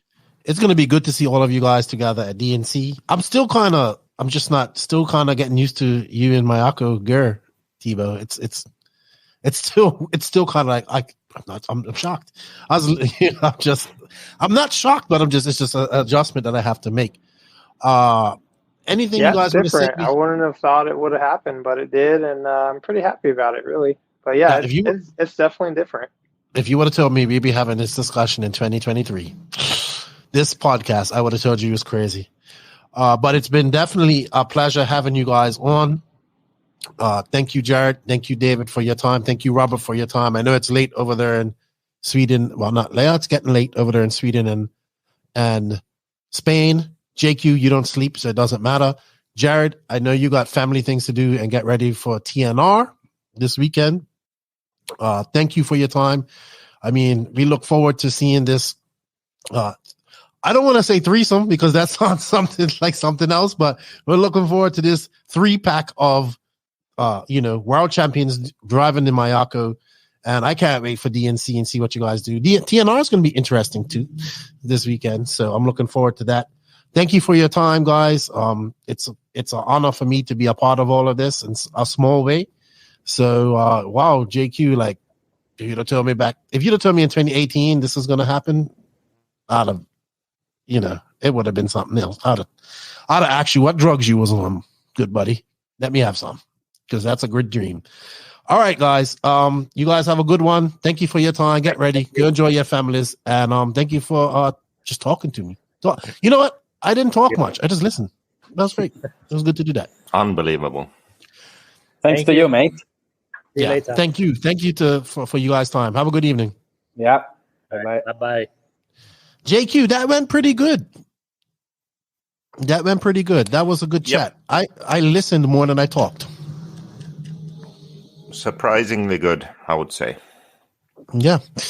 Thank you hey, we didn't talk about our picks for SIC. You can't remember your picks, but mine was Phend, Tebo, Mayfield. Okay, I was off on Tebo, but I did get 2 in my top 3. Okay. You can't remember who you picked. I think I said Phend would fend himself. I think I said Phend would fend himself, so that wasn't true. That failed. Bartholomew Baker messaged me Monday morning to say to you, what's Jake you going to say about that now? So he listened to you last week. That's right. Bartholomew Baker. I think I fended myself. Myself, I think. Yes. But congrats. Hey, dude, Phend is going to be hard to beat this year. That's all I know. Very hard to beat. JQ, I know it's getting late there. Thank you for your time. I really enjoyed the chat with you guys. It was good to see you getting some information, finding out what each one of these guys like in their cars and stuff like that. That was very interesting. Yeah. That was good. We were supposed to do questions, but that went too long. So Joseph will be back to answer the rest of your questions next week. He has promised. I will hold him to his promise. Yeah. We have about a couple pages of questions to ask, and you will be back next week to answer that. Thank you for your time, JQ. Thank you to Robert Badier, David Ronnefalk, and Jared Tebo for their time coming on and talking with us. Thank you guys for all the support. We greatly appreciate it. We can't do it without you, all the NNRC squad around the world. We can't do it without you. Thank you to all the patrons of the podcast. If you wish to be a patron, there's a link in the written description of this podcast. I am getting more active in there. Or if you don't want to be a patron, join our YouTube. It's very cheap. Thank you to all these companies that support the podcast and advertise and sponsor us. They are InvisibleSpeed.net, Hitec RC, TNR Fuels, Sun Pedal USA, Mayako, Beach RC, Tekno RC, Lugs Racing Tires, Clinic RC, Papa Willie's Traction Tonic, Ardent Imprint, RC Horse, Racecraft USA, House of RC, WRCE, RCGP. Shout out to David Ronnefalk and the Ronnefalk Racing Shop, JTP RC, Robert Baddy, and the Alexander Hagberg. And shout out to all you guys. Thank you for all the support. Nitro is the glory. E-Buggy pays the bills. JQ's tired. You got anything to say to everybody before we go, JQ? No. Thank you. That's what JQ has to say. Lefty and JQ are out. We're out. Now I just need to find the outro, JQ. You're supposed to be in charge of all this stuff. Why don't you have the outro going? Come on, man. Wait, I found man. it. Wait, here it is. Wait.